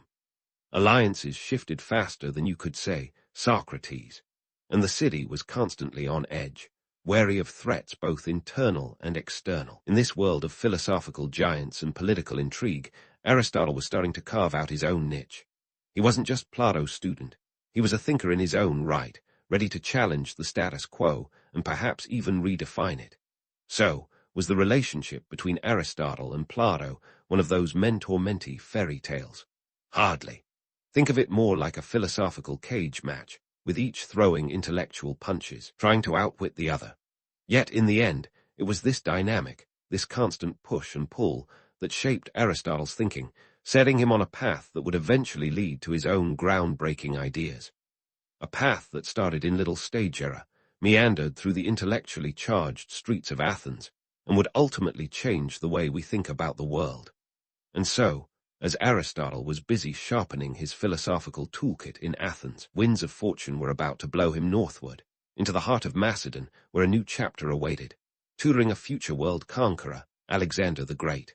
Or as I prefer to call him, Alexander the occasionally overrated. Now, before you imagine Aristotle as some sort of ancient Mr. Miyagi, gently guiding a young Daniel LaRusso, let's get one thing straight. Aristotle was brought into the Macedonian court in 343 BC, not just to impart wisdom, but to mold a future king who would, hopefully, not turn into a tyrannical maniac. The job was less about waxing philosophical and more about ensuring Alexander didn't become the ancient equivalent of a loose cannon.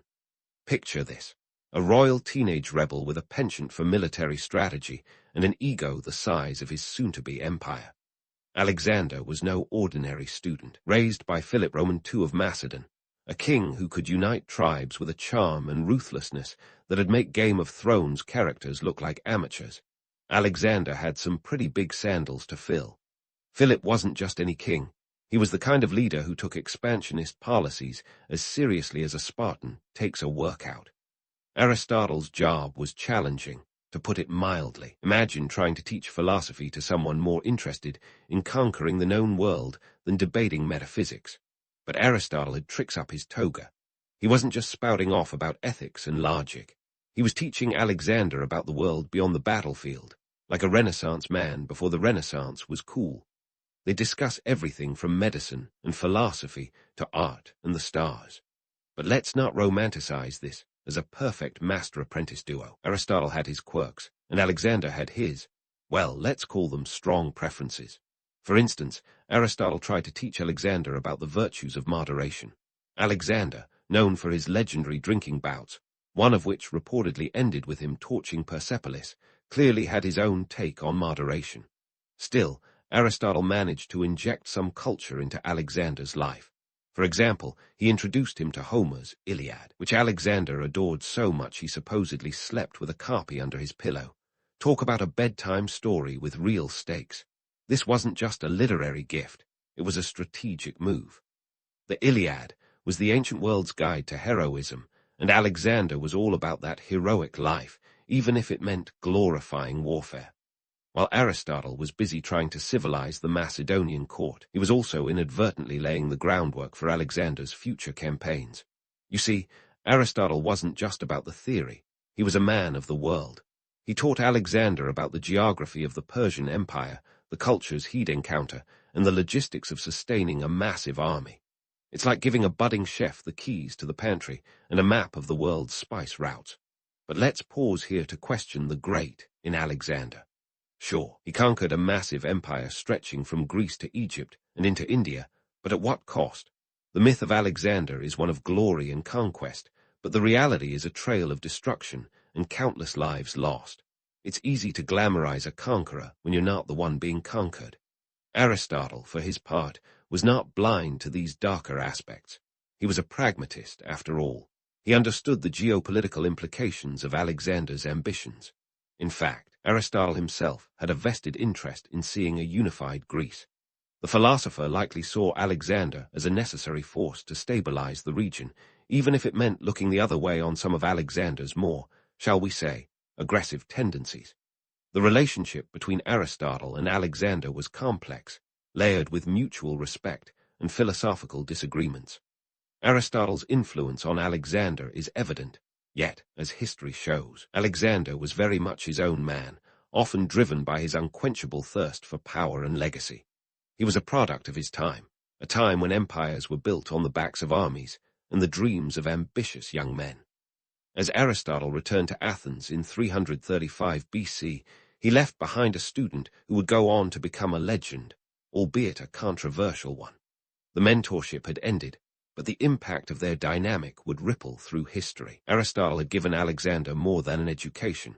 He provided a lens through which to view the world, even if Alexander sometimes chose to see it through the haze of conquest.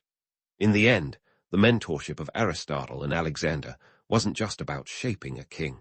It was about the collision of ideas and the unpredictable outcomes when theory meets ambition. Aristotle might not have envisioned every twist and turn of Alexander's reign, but he certainly played his part in setting the stage for one of history's most enigmatic figures.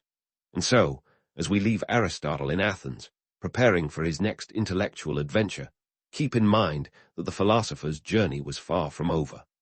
Having influenced one of history's most famous conquerors, Aristotle was now primed to further cement his legacy, not just as a teacher, but as a thinker whose ideas would echo through the ages. But that, my friends, is a story for another time.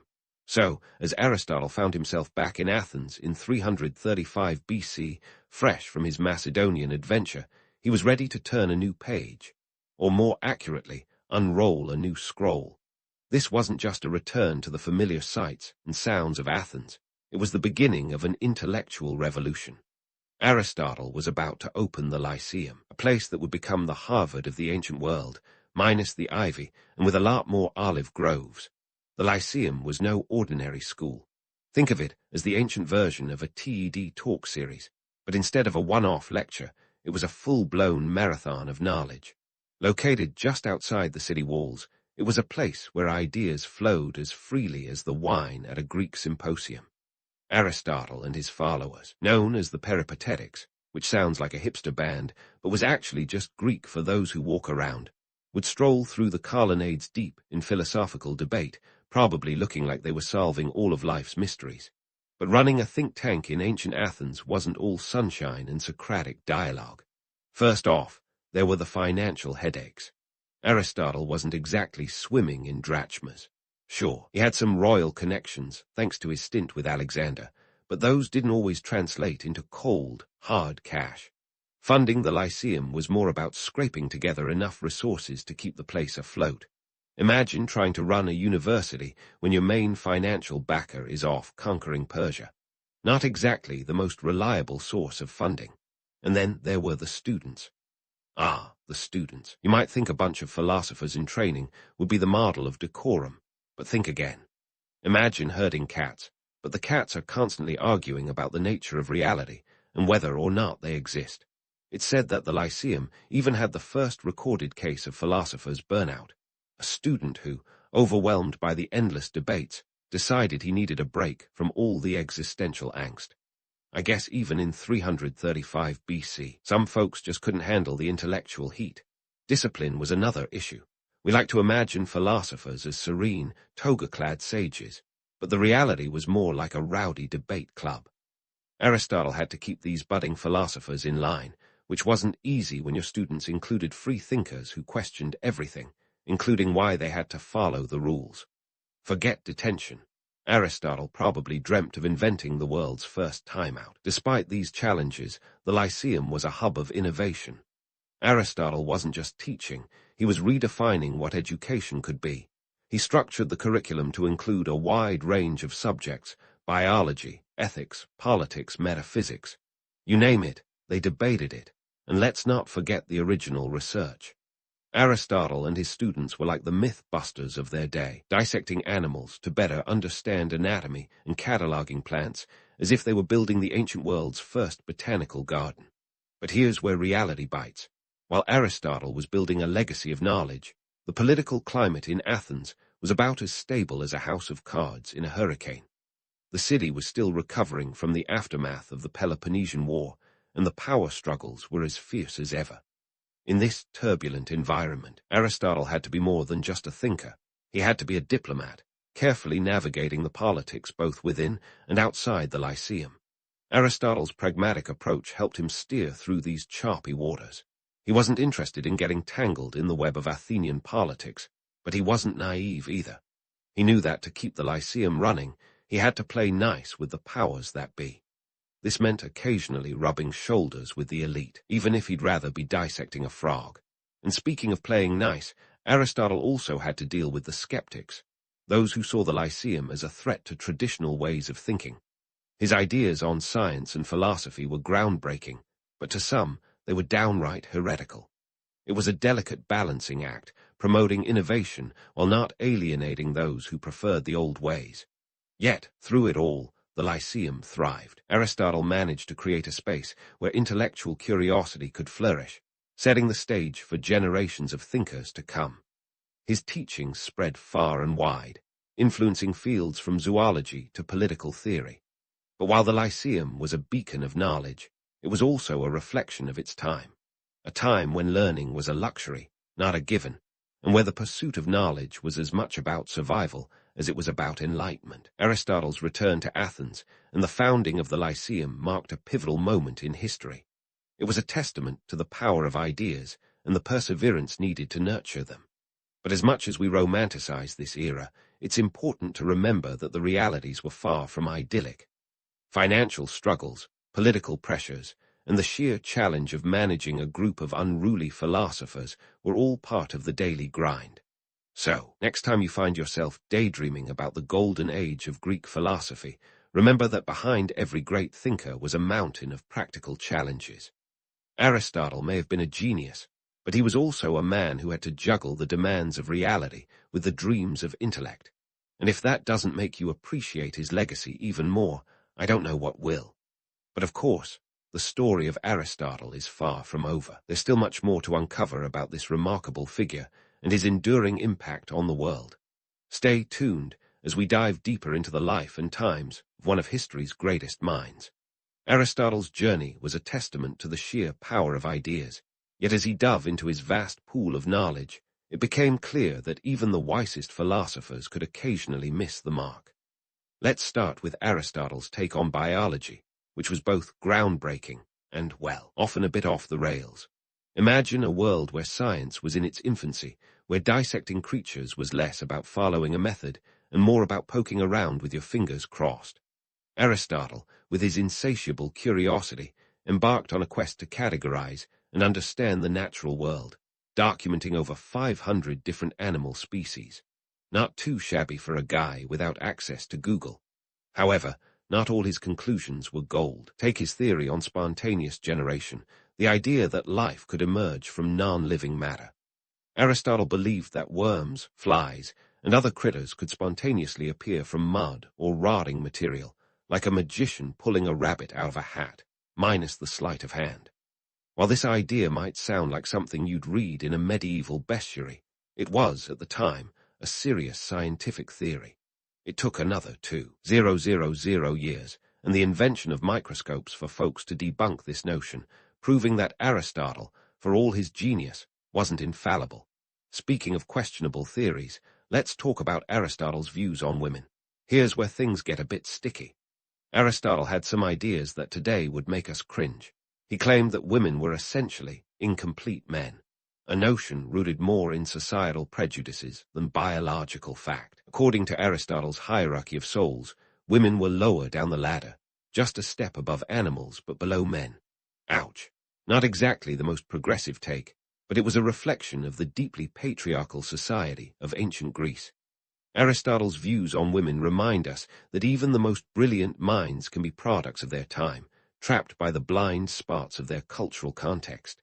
Now, let's pivot to Aristotle's metaphysics, where he truly shone, despite the occasional misstep. He asked the big questions. What is being? What is existence? If you've ever had an existential crisis, you can thank Aristotle for laying the groundwork. His concept of the unmoved mover was an attempt to explain the origin of motion in the universe, a philosophical attempt at understanding what we today might call the Big Bang, minus the astrophysics.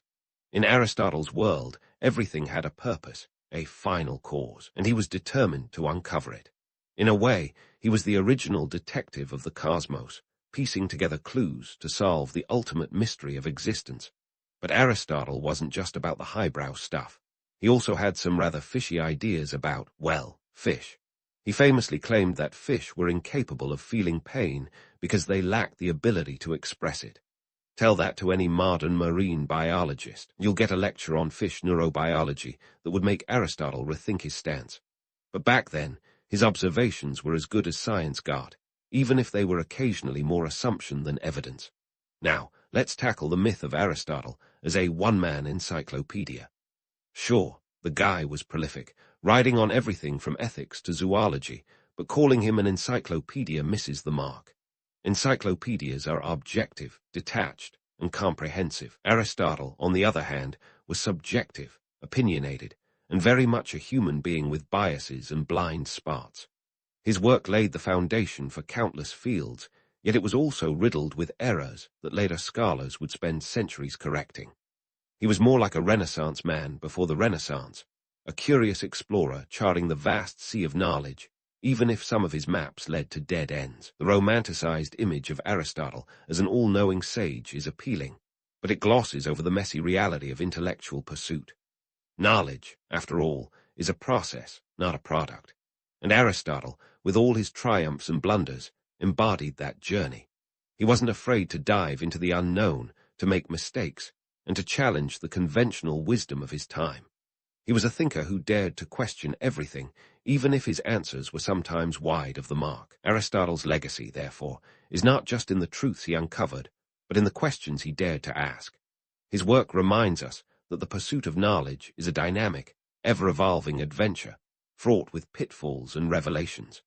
In the grand scheme of things, his errors are just as important as his insights, serving as stepping stones for future generations of thinkers.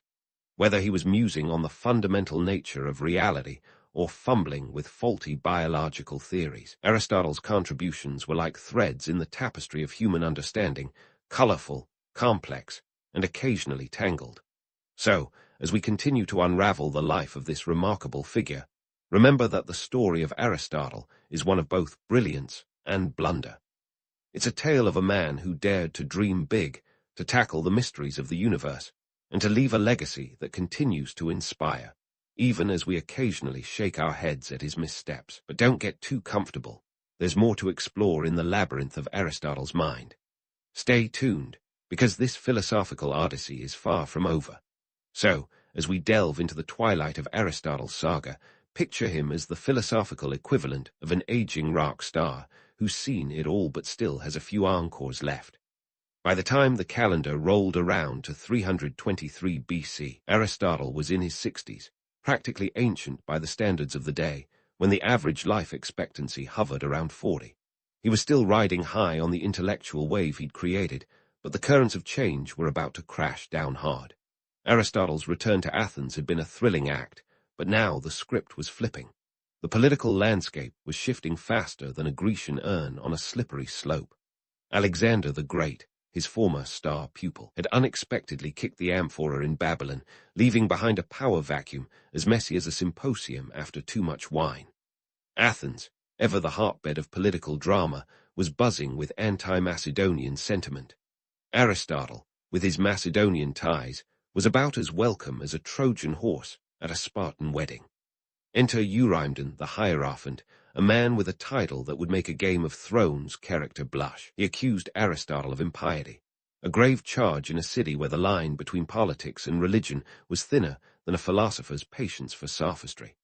The allegation was a thinly veiled power play, but in the cutthroat arena of Athenian politics, it was a potentially lethal one. Facing a trial with odds worse than a dice roll against Zeus, Aristotle chose the path of many a wise man before him: avoidance. He fled to Chalcis, a town on the island of Euboea, roughly 50 miles north of Athens, a distance far enough to dodge Athenian jurisdiction, but close enough that he could still keep an ear to the ground. His departure had all the fanfare of a cat slipping out of a crowded room, silent and unnoticed by most. In Chalcis, Aristotle might have found a quieter life, but he was no hermit. He continued his work, ever the intellectual workhorse, until death came knocking in 322 BC, possibly from a stomach ailment, though the precise cause remains as mysterious as his unmoved mover. Now, let's pause and ponder his legacy. Aristotle's ideas were as sprawling as his list of proteges, yet they were also riddled with errors and biases. His work would become the intellectual bedrock for centuries, but like a well-loved tapestry, it was full of threads that needed pulling and reweaving. For every profound insight, there was a facepalm-inducing misstep. Take his geocentric model of the universe, an idea that kept humanity in the dark, quite literally, until Copernicus came along to correct the celestial narrative. Despite these hiccups, Aristotle's influence was monumental. He was like the philosophical godfather, whose ideas were the intellectual currency of the realm. But here's the rub. History has a knack for sanding down the rough edges of complex figures, turning them into marble statues of idealized wisdom. Aristotle, for all his brilliance, was no exception. He wasn't a perfect oracle, but a flawed human, navigating the choppy waters of his time with as much grace as he could muster. His enduring legacy, however, is a testament to the power of questioning and the relentless pursuit of knowledge. Aristotle taught us that the world is a riddle to be solved, not just a stage on which to perform. He dared to ask the questions that others shied away from, even if his answers sometimes missed the mark. In doing so, he paved the way for future generations to refine and rethink, to challenge and change. As we wrap up this epic journey through the life and times of Aristotle, let's raise a metaphorical glass to him, not as an untouchable sage, but as a fellow traveler on this rocky road of discovery. He was a man who embraced the absurdity of life as much as its profundity, who understood that wisdom isn't just about knowing the right answers, but asking the right questions. And so, the tale of Aristotle ends, not with a grand finale, but with a quiet exit, leaving behind a legacy as enduring and complex as the questions he posed. In the grand theater of history, his story reminds us that the pursuit of knowledge is a journey without end, a quest that continues to inspire, challenge, and occasionally confound us. As the curtain falls, let's keep that spirit alive, ever curious and ever questioning, for the world is a stage, and we are all philosophers in the making. In the dusty pages of history, the Hittites are a bit like that obscure band from the 70s your dad swears by, unheard of by most, yet surprisingly influential. We're talking about a civilization that rose from the rough-and-tumble highlands of Anatolia around 1600 BCE, an unlikely contender in the heavyweight division of ancient Near Eastern powers. The Hittites were like the underdog sports team that not only made it to the playoffs, but also rewrote the playbook along the way. Let's set the scene. Anatolia, the craggy, rugged plateau that today lies within modern Turkey, was the Hittites' stomping ground, a place where you could probably expect more goats than people and landscapes that would put your calf muscles to the test. The Hittites emerged from this challenging terrain with a knack for innovation, turning their environmental adversity into a crucible for creativity. Now, here's the kicker. While the rest of the Bronze Age world was content with their shiny, but rather soft, bronze tools, the Hittites were busy pioneering the age of iron. That's right, iron, stronger, cheaper, and ultimately more effective. They didn't just dabble in it, they mastered it. It was like bringing a tank to a sword fight, and it gave them a distinct edge over their neighbors. Ironworking became their ace in the hole, a game-changer that allowed them to craft better weapons and tools, propelling them toward regional dominance. But wait, there's more. Let's talk about chariots. The Hittites were like the NASCAR of the ancient world, zipping across the battlefield in these two-wheeled wonders. While other civilizations were still figuring out which end of the horse to feed, the Hittites were perfecting chariot warfare. Their chariots were lighter and faster, designed for speed and agility. Imagine something like a Formula One car, but with horses. This tactical innovation allowed them to outmaneuver and outpace their opponents, turning battles into something akin to a high-stakes relay race. As the Hittites expanded their influence, they weren't just about brawn. They knew the value of brains, too. Diplomacy was another arena where they excelled. The Hittites were shrewd negotiators, signing treaties and forming alliances that ensured their longevity. Now, if you think ancient diplomacy was all ceremonial handshakes and lavish banquets, think again. It was more like a high-stakes poker game, where a good bluff could be as valuable as a strong army. One of their most famous diplomatic feats was the Treaty of Kadesh, signed with the Egyptians around 1259 BCE. This treaty is one of the oldest surviving peace accords in history, a testament to the Hittites' diplomatic finesse. Economically, the Hittites were no slouches either. They capitalized on their strategic location, controlling key trade routes between the east and west. Think of them as the middlemen of antiquity, facilitating the exchange of goods, ideas, and technology. Their capital, Harusa, became a bustling hub of activity, a melting pot where merchants, diplomats, and craftsmen converged. This economic vitality was a cornerstone of their power, providing the resources needed to sustain their military and diplomatic endeavors. So, what was the secret sauce that fueled the Hittite rise? Partly, it was their ability to adapt and innovate. They took what they had, a rugged landscape, limited resources, and turned it into an advantage. They didn't just survive, they thrived, reshaping the geopolitical landscape of their time. Yet, despite their accomplishments, the Hittites remain somewhat in the shadows of history, overshadowed by their more famous contemporaries like the Egyptians and Babylonians. In many ways, the Hittite story is a reminder that history is not just about the victors or the famous. It's also about the innovators and the risk-takers, those who dared to chart a different course. They were the Iron Age diplomats who played the long game, outsmarting and outlasting many of their rivals. So, while their empire eventually crumbled, leaving little more than ruins and a scattering of texts, their legacy of innovation and diplomacy echoes through history, waiting to be rediscovered by those who know where to look. So, while their empire eventually crumbled, leaving little more than ruins and a scattering of texts, their legacy of innovation and diplomacy echoes through history, waiting to be rediscovered by those who know where to look. But hey, let's not get ahead of ourselves. There's still plenty to unpack about the Hittites, especially when it comes to their diplomatic finesse. If you thought the Treaty of Kadesh was just another dusty old document, think again. This was the ancient equivalent of a blockbuster peace deal, complete with intrigue, negotiation, and a dash of good old-fashioned rivalry. Let's rewind to 1274 BCE, a time when the Hittites and the Egyptians were the frenemies of the ancient world. Both had their eyes set on the prize, control over the lucrative trade routes in the Levant. It was like two heavyweight champions eyeing the same title belt, except instead of boxing gloves, they had armies and chariots. The Battle of Kadesh was their epic showdown, a clash of titans that would make even today's sports rivalries look like friendly backyard games. The Hittites, led by their king Muwatalli Roman II, faced off against Egypt's Ramses Roman II. Now, Ramses was no slouch. He had a flair for the dramatic and a penchant for self-promotion. If ancient Egypt had social media, Ramses would have been the king of Instagram, filling his feed with heroic selfies and exaggerated stories of his victories. But here's the twist. While Ramses was busy crafting his narrative of a glorious win, the real outcome of Kadesh was more of a draw than decisive victory for either side. A classic case of fake it till you make it. Enter the Treaty of Kadesh, signed around 1259 BCE, a piece of diplomatic wizardry that not only ended hostilities, but also set the stage for one of history's first recorded peace treaties. The document, etched in stone and clay, laid out terms that included mutual defense pacts and the return of prisoners. It was a diplomatic masterstroke, akin to the Nobel Peace Prize of its day, and it underscored the Hittites' savvy in the art of negotiation. But don't let the formalities fool you.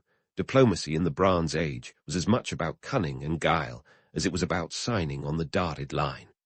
The Hittites were like the poker players of the ancient world, skilled at bluffing, reading their opponents, and knowing when to hold em or fold em. They understood that treaties were not just about peace. They were about power, influence, and maintaining a balance that favored their interests. This wasn't just a game of thrones. It was a game of stones, carved with the details of alliances and agreements that would keep the peace, at least until the next round of geopolitical chess.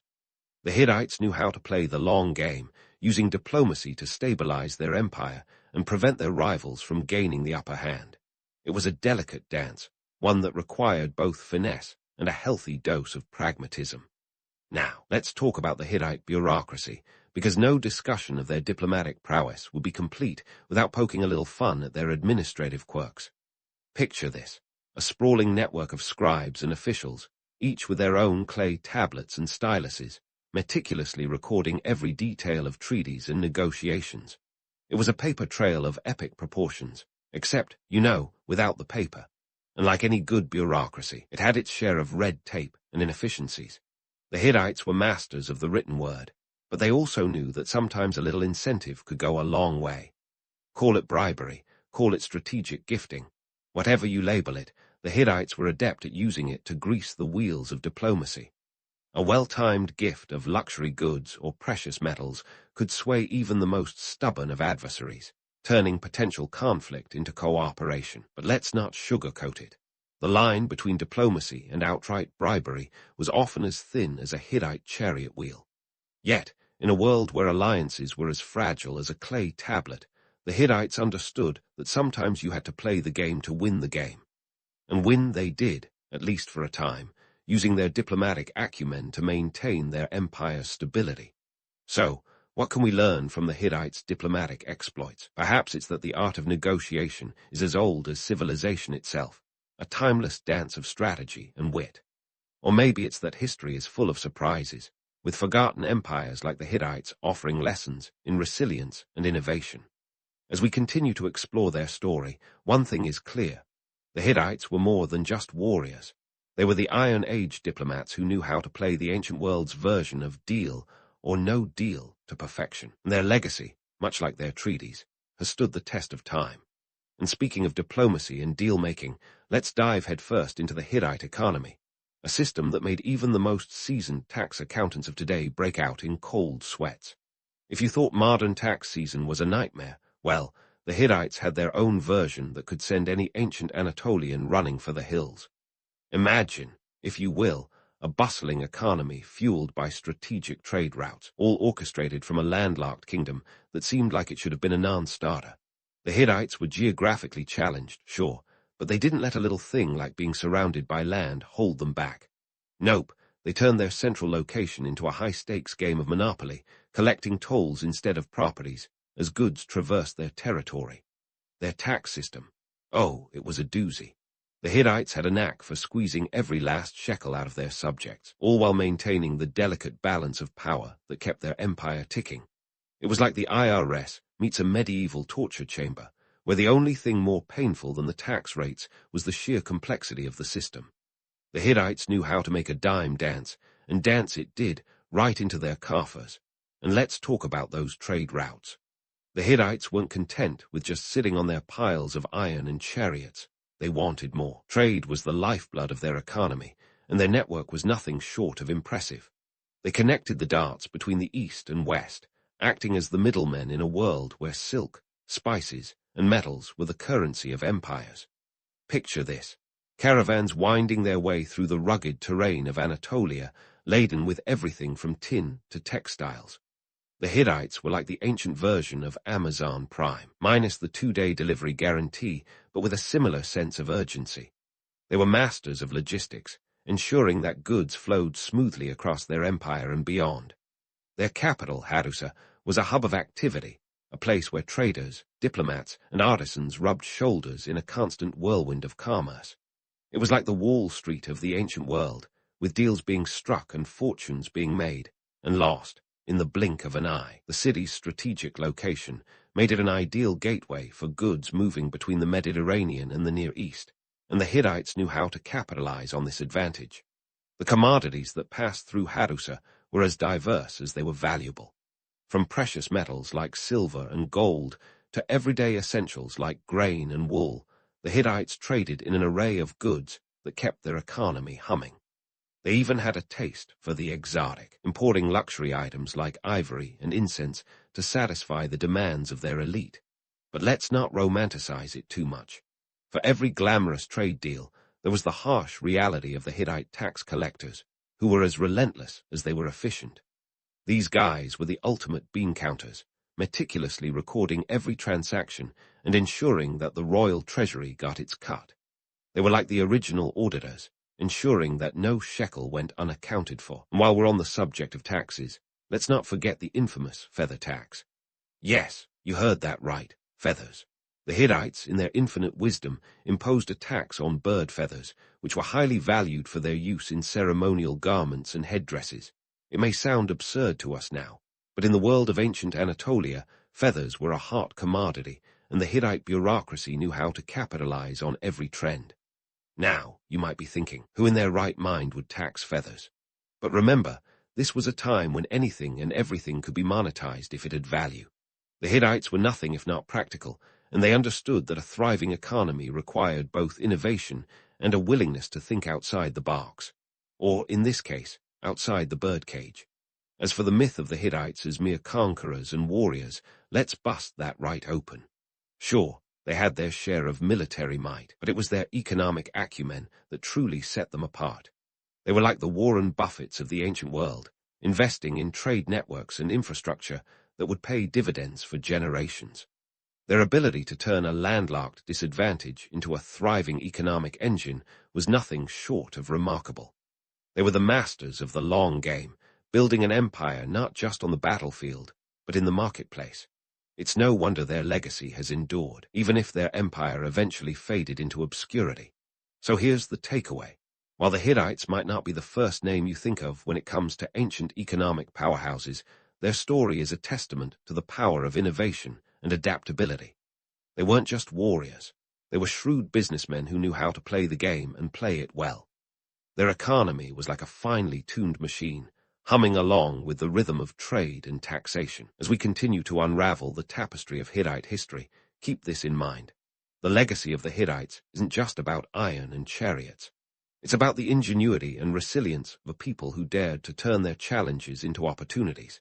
And their story is one that continues to inspire, reminding us that sometimes the greatest empires are built not on conquest, but on commerce. As we journey from the Hittites' economic savvy into their bustling religious life, prepare to be amazed by a pantheon that rivals any modern-day fantasy epic. The Hittite gods were a diverse bunch, a veritable Comic-Con of deities where everyone from serious sky gods to mischievous underworld spirits gathered for cosmic hangouts. It's like the Avengers, but with more incantations and fewer capes. First off, Let's clear up a common misconception. The Hittite religion wasn't a monolithic belief system. It was more like an eclectic playlist, featuring a mix of homegrown Hittite hits, Hurrian chart toppers, and even some Mesopotamian classics thrown into the mix. Imagine a divine Spotify playlist where every god had its own track, some soothing, others downright headbanging. At the top of the celestial hierarchy sat the storm god, Teshub, who, much like a rock star, demanded attention with his thunderous presence.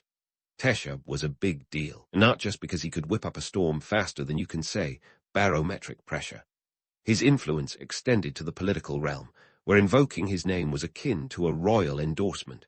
Let's face it, in a world where agriculture depended on fickle weather patterns, having the storm god on your side was like having Mother Nature's phone number on speed dial. But Teshub wasn't the only deity demanding a slice of the divine pie. There was Arena, the sun goddess, who, despite her radiant status, had a job description that was more than just brighten the day. As the consort of the storm god, she played a crucial role in balancing the cosmic scales. Talk about a power couple. Brangelina has nothing on these two. Arena's temples, scattered across the Hittite heartland, were spiritual hubs where priests and priestesses conducted elaborate rituals to ensure the sun would rise again. If you thought your morning routine was complicated, try orchestrating a dawn ceremony that involved precisely timed chants and offerings. The Hittite pantheon wasn't finished there. Enter the underworld deities, like the goddess Lelwani, who kept things lively in the afterlife. Known for her role as the overseer of the dead, Lelwani was both feared and revered. Picture her as the Hades of Hittite mythology, but with a flair for the dramatic. Her domain was eternally shadowy, yet it was believed that offerings and rituals could sway her favor. This was no place for the faint-hearted. One misstep, and you could find yourself on the wrong side of the underworld's ledger. Now, let's talk rituals, because the Hittites took ceremonial practices to a whole new level. Think of them as the original event planners, crafting elaborate ceremonies that could rival the most extravagant Hollywood productions. These weren't just casual affairs. They were meticulously planned spectacles designed to curry favor with the divine. Animal sacrifices were a staple of these events, with everything from sheep to bulls being offered up in hopes of divine intervention. And while the idea of a sacrificial barbecue sounds all well and good, the reality was anything but glamorous. The logistics alone would make any modern-day event coordinator break out in a cold sweat. But here's the kicker. The Hittites didn't just stop at animal offerings. Enter the Tablets of Destiny, a set of ritual texts that served as a guidebook for divine appeasement. These tablets were the Hittites' cheat sheet for communicating with the gods, filled with incantations and instructions more complex than a tax return. The rituals were designed to address everything from bountiful harvests to military victories. If you're thinking this sounds a tad superstitious, you're not wrong. But remember, in a world where the line between divine favor and disaster was razor-thin, a little extra insurance never hurt. Now, for a bit of myth-busting. The Hittite religious practices have often been described as a quaint relic of a bygone era. But let's not romanticize it too much. The reality was that their rituals were a pragmatic response to the uncertainties of ancient life. By engaging in these elaborate ceremonies, the Hittites were attempting to exert control over an unpredictable world. It was less about blind faith and more about playing the odds. They were practical people, after all, and understood that a well-timed prayer could be just as valuable as a well-forged sword. But let's end this section on a slightly lighter note. The Hittites were not above a little divine humor. Case in point, the myth of Ilianka, a dragon-like creature that Teshub battled in a tale as old as time. The story is an ancient version of the classic hero versus monster trope, complete with betrayal, revenge, and a dramatic final showdown. It's the kind of story that would make for a blockbuster film today, complete with CGI dragons and epic soundscapes. But in the Hittite version, there's a twist. The hero isn't always victorious the first time around. Sometimes, it takes a little cunning and collaboration with other gods to seal the deal. It's a reminder that even deities have their off days, and sometimes the best-laid plans require a bit of divine improvisation. As we continue to explore the enigmatic world of the Hittites, remember this. Beneath the surface of their religious practices lies a complex tapestry of beliefs and rituals that reflect the very human attempt to make sense of the world. The Hittites may have had gods aplenty, but their pantheon was more than just a collection of names. It was a living, breathing aspect of their society, intertwined with every facet of daily life. And while we may chuckle at the oddities and eccentricities of their religious customs, it's worth recognizing the profound impact these practices had on shaping their world, and by extension, our understanding of ancient religious life. So, as we leave the gods to their cosmic party for now, let's keep the momentum rolling, because the Hittite saga is far from over. As we leave the gods to their cosmic party, let's pivot to the more earthly concerns of the Hittite kingdom's grand finale, which, spoiler alert, was less of a bang and more of a whimper. By the time we hit 1190 BCE, the Hittites, once the rock stars of the ancient Near East, found themselves facing a series of unfortunate events that would make even Lemony Snicket cringe. The famed empire, which had conquered territories, signed treaties, and mastered ironworking, was unraveling faster than a cheap sweater caught on a nail. Central to this unraveling were the enigmatic Sea Peoples. Ah, the Sea Peoples, history's version of the neighbor who shows up uninvited, drinks all your beer, and leaves you with a mess to clean up. Nobody's entirely sure where they came from or even who they were, but one thing's for sure. They had a knack for toppling civilizations. These maritime marauders swept across the eastern Mediterranean like a tidal wave of chaos, leaving destruction in their wake. The Hittite kingdom, with its once formidable army and strategic trade routes, was no match for this relentless force. It's like they were trying to play chess against someone who was flipping the board over. But let's not heap all the blame on the Sea Peoples. The Hittites were also dealing with their own brand of internal strife. Picture a dysfunctional family Thanksgiving, but with more swords and fewer pumpkin pies. Political infighting and power struggles were rampant, with the Hittite kings battling for control while their empire crumbled around them. It's like they were rearranging deck chairs on the Titanic, blissfully unaware of the iceberg looming in the form of external threats and internal decay. Economic troubles were another nail in the Hittite coffin. As trade routes were disrupted by external attacks, the economic engine that had fueled their rise began to sputter. The once thriving markets of Hadusa fell silent, like a shopping mall in the era of online retail. With resources dwindling and inflation rising, maintaining the military prowess that had kept their enemies at bay became increasingly difficult. The Hittites were caught in a vicious cycle, where every attempt to fix one problem only seemed to exacerbate another. And let's not forget the environmental factors, because Mother Nature, much like a reality TV show, is never short on drama. The late Bronze Age collapse, a period marked by widespread climate change and crop failures, made life tougher than a $2 steak. It's believed that a series of prolonged droughts exacerbated food shortages, adding yet another layer of complexity to the Hittites' woes. When you're fighting wars on multiple fronts, both human and environmental, it's no wonder things went south faster than a snowbird in January. So, what's the takeaway from the Hittites' epic rise and equally dramatic fall? For starters, it's a cautionary tale about the perils of overextension. The Hittites, much like an overzealous shopper on Black Friday, bit off more than they could chew. Their empire, sprawling and diverse, became a logistical nightmare, one that even their impressive bureaucracy couldn't manage. It's a classic case of too big to fail, until it did, proving once again that empires like soufflés can collapse if not handled with care. In a modern context, the Hittites remind us of the importance of adaptability. They were pioneers in ironworking and diplomacy, but when faced with unprecedented challenges, they struggled to pivot. It's a lesson that resonates today, where the ability to innovate and adapt is more crucial than ever. The Hittites' decline serves as a reminder that no matter how advanced or powerful, no empire is invincible. And what of their legacy? Well, the Hittites might not have the name recognition of the Egyptians or the Romans, but their impact is undeniable.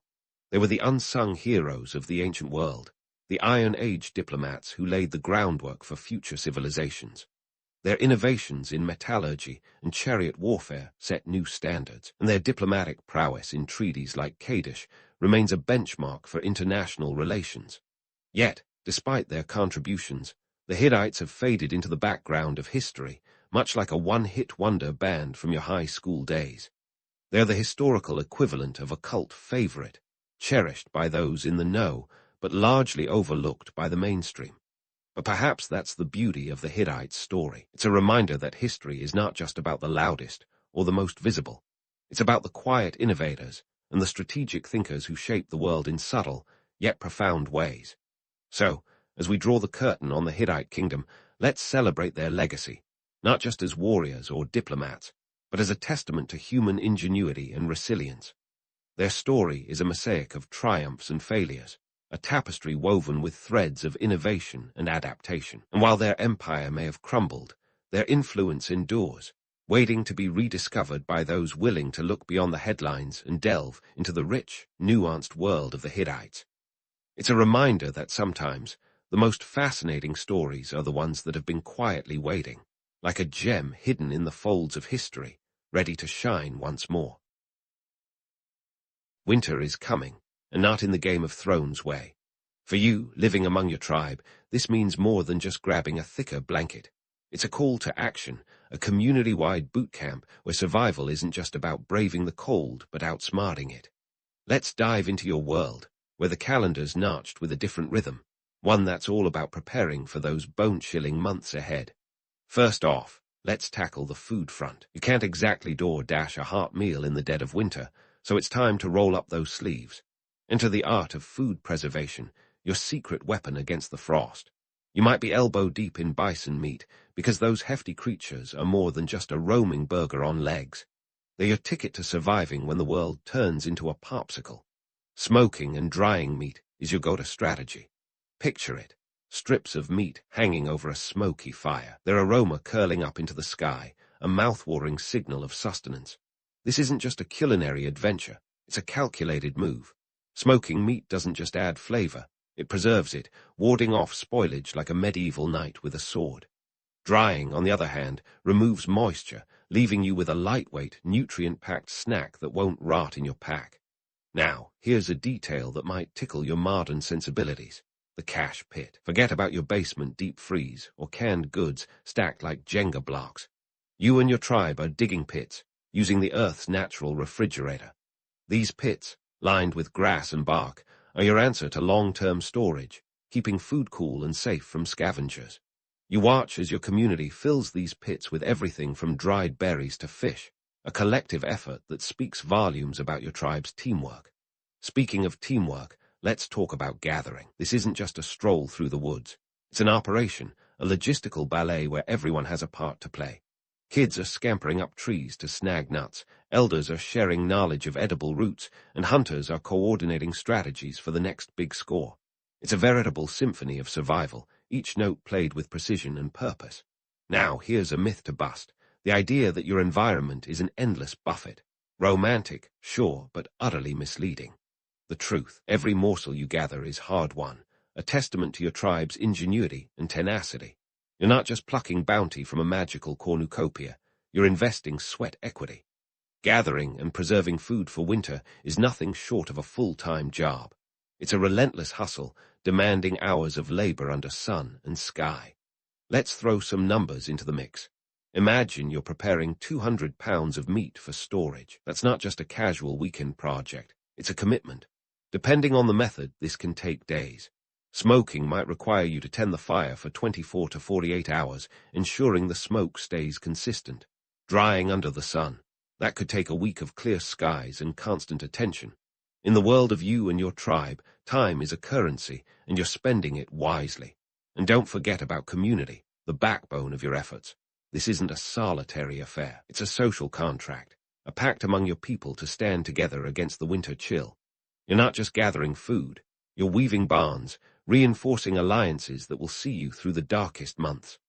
Every hand that helps fill those cache pits is a promise, a commitment to the collective good. So, as you stand before the fire, watching tendrils of smoke rise into the twilight, you understand that this isn't just about surviving another season. It's about resilience and resourcefulness, about honoring traditions while adapting to the ever-shifting dance of nature. Winter may be on its way, but with your preparations, you're ready. In your world, every day is a testament to human ingenuity, a reminder that survival is as much about spirit as it is about skill.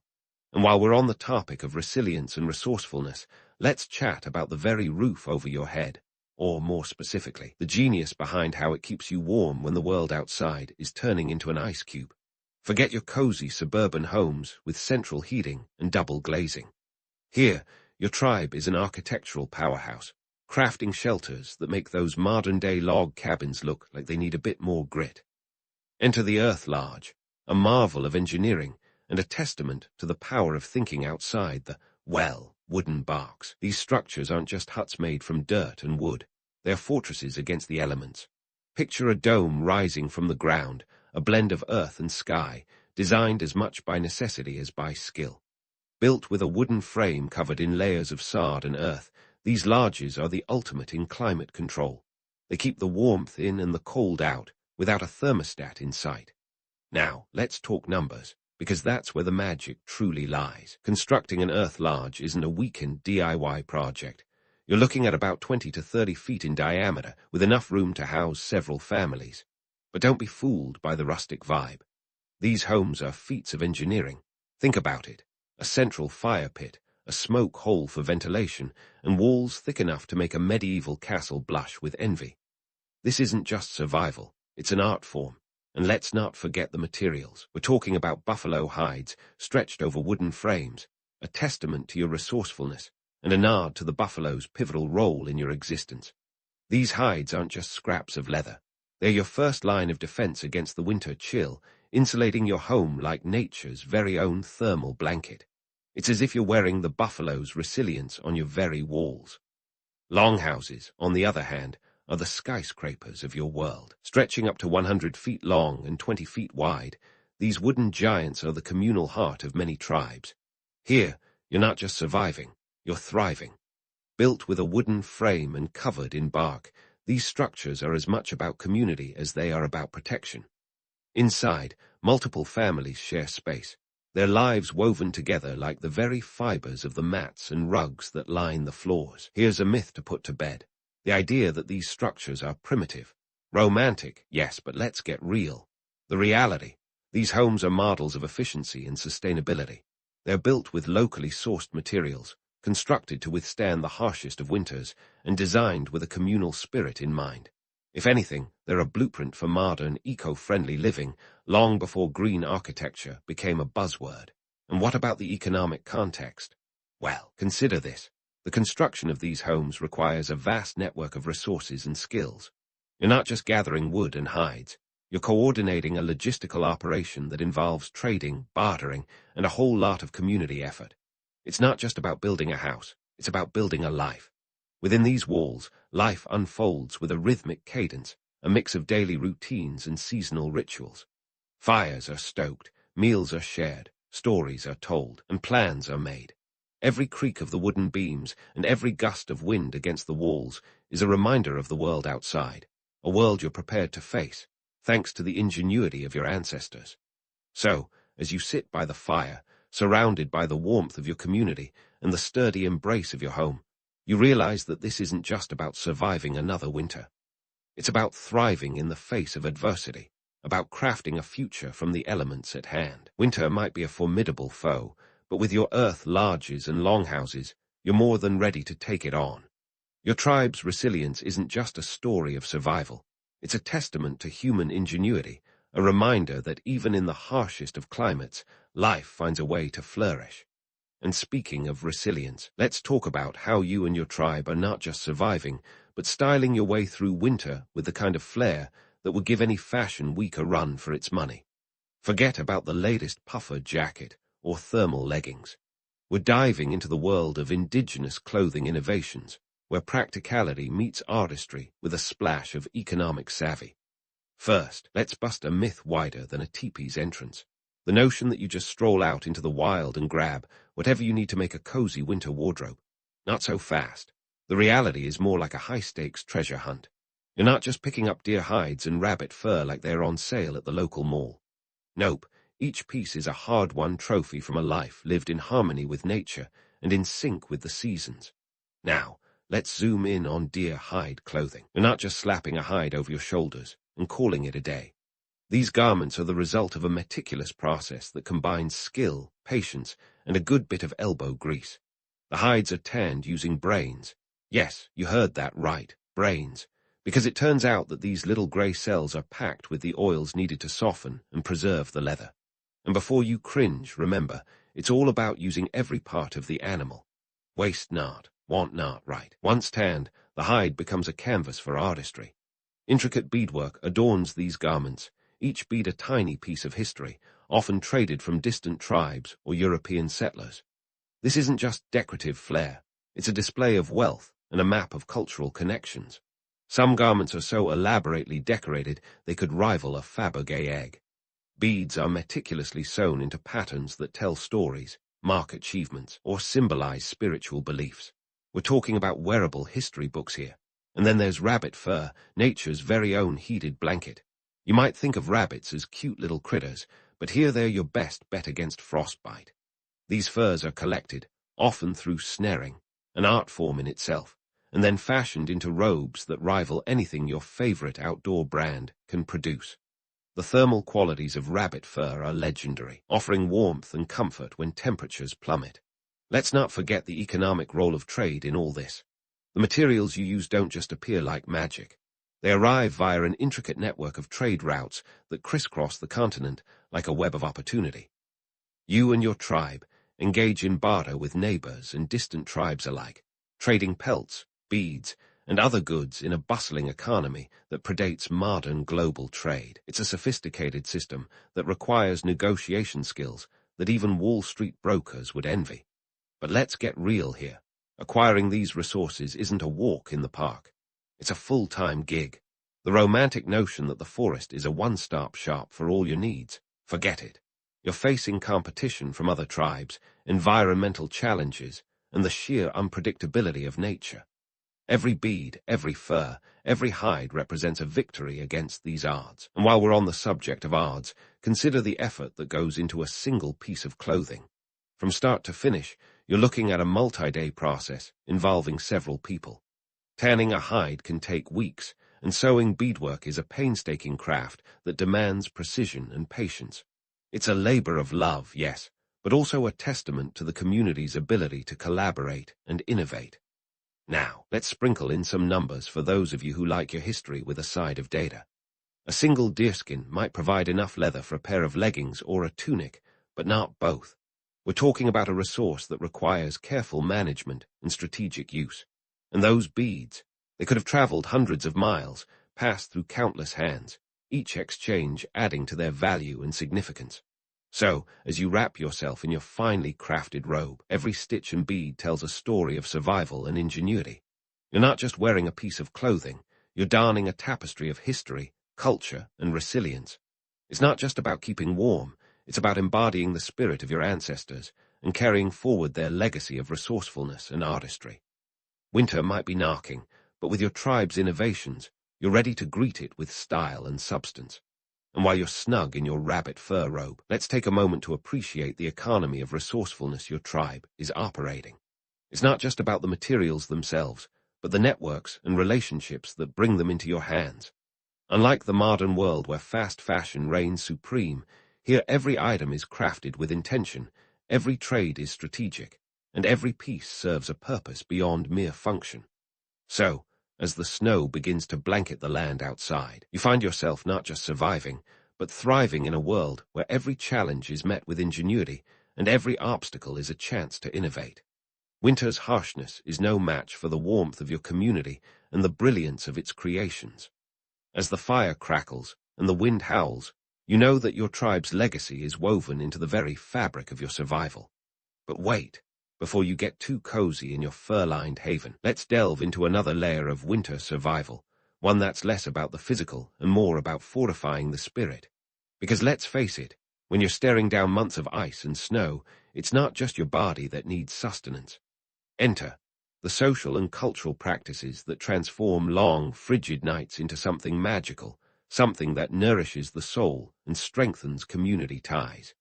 You see, when the wind is howling like a banshee outside and the landscape is a monochrome blur, your tribe turns inward, not just to survive, but to thrive emotionally and spiritually. And what's the secret sauce here? Storytelling and communal ceremonies. These aren't just pastimes, they're lifelines, the glue that holds the community together when everything else is frozen solid. Let's start with storytelling. Imagine sitting around a crackling fire, the room awash in the warm glow of flickering flames. It's a scene as timeless as it is comforting. Here, elders share tales that weave together the fabric of your tribe's history, culture, and values. These stories are more than just entertainment. They are an oral library, a repository of knowledge passed down through generations. And boy, do they pack a punch. In the absence of written records, oral tradition becomes the hard drive of the community, preserving everything from survival techniques to moral lessons. Picture tales of cunning tricksters outsmarting the harsh elements, or heroic ancestors who braved the wilderness with nothing but grit and a stone axe. Each story is a thread that connects you to your past, fortifying your identity as a member of the tribe. It's a communal experience that reinforces bonds, reminding everyone that they are part of a larger narrative. Now, here's where we need to bust a myth wide open. The overly saccharine portrayal of these tales as mere campfire entertainment. Romantic, yes, but what about the grit? The reality is these stories are packed with practical information and societal norms, offering guidance on everything from hunting strategies to ethical dilemmas. They're a survival manual wrapped in allegory, ensuring that critical knowledge isn't just stored, but lived and relived through each retelling. And let's not forget about the ceremonies. These aren't just gatherings. They're pivotal events that mark the passing of time and the cycles of nature. Take the winter solstice, for instance, a time when your tribe comes together to celebrate the return of longer days. It's a moment of hope, a communal breath of relief that the sun, that elusive golden orb, is making its slow comeback. During these ceremonies, rituals unfold with a rhythm as ancient as the land itself. Drums beat like a heartbeat, songs rise into the night, and dances tell stories in arcs and sweeps. These aren't just performances, they're acts of spiritual reinforcement. The ceremonies serve as a reminder that you're not alone, that your community stands strong together, even when the world outside is a stark, unforgiving white. Now, let's talk numbers, because you know I love a good data point.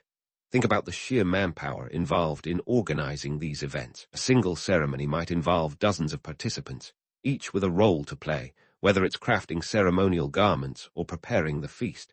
It's a full-scale production that requires coordination, resources, and a shared commitment to keeping traditions alive. And here's a juicy tidbit. These practices aren't just about spiritual well-being. They're also about social cohesion and conflict resolution. When tensions run high, because let's be real, cabin fever is a thing. Ceremonies and storytelling provide a platform for airing grievances and reaffirming social bonds. It's like group therapy with a side of cultural pride. But let's zoom out for a moment and critique the popular narratives that gloss over the complexity of these traditions. The romanticized image of Native American culture often simplifies these practices into quaint customs, stripping them of their deeper significance. The truth is, these traditions are rich and layered, a testament to human resilience and ingenuity in the face of adversity. They're not just about keeping spirits high, they're about survival in every sense of the word. And while we're on the subject of survival, let's consider the economic angle. The materials and resources needed for ceremonies, from drums to ceremonial attire, often require trade and negotiation. It's a reminder that even spiritual practices are intricately linked to the economic web of the tribe, reinforcing the idea that every aspect of life is interconnected. So as you sit around the fire, listening to the rhythmic cadence of stories and the beat of drums, you realize that these practices are far more than the sum of their parts. They're a lifeline, a bridge between the past and the future, ensuring that your tribe not only survives, but thrives, even when the world outside is locked in winter's grip. And as you take it all in, from the stories to the ceremonies, you understand that this isn't just about enduring another season. It's about celebrating the resilience of the human spirit, the power of community, and the enduring legacy of those who came before you. As you soak in the warmth and camaraderie of your community, it's clear that surviving winter isn't just about beating the cold. It's about living, really living, even when the world seems to be throwing a never-ending snowball fight your way. This is where we bring the story full circle and reflect on that magic word, adaptability. Native American tribes didn't just survive. They thrived by turning adversity into opportunity, transforming every challenge into a chance to innovate. And let's not kid ourselves, this wasn't a happy accident. It was a calculated dance of strategic moves and cunning resourcefulness, one that could teach even the slickest modern-day entrepreneur a thing or two. So, where does this leave us in the grand scheme of things? Let's dive into a reflection on resilience and adaptability, the twin pillars that held up entire communities through winters that would make a polar bear rethink its life choices.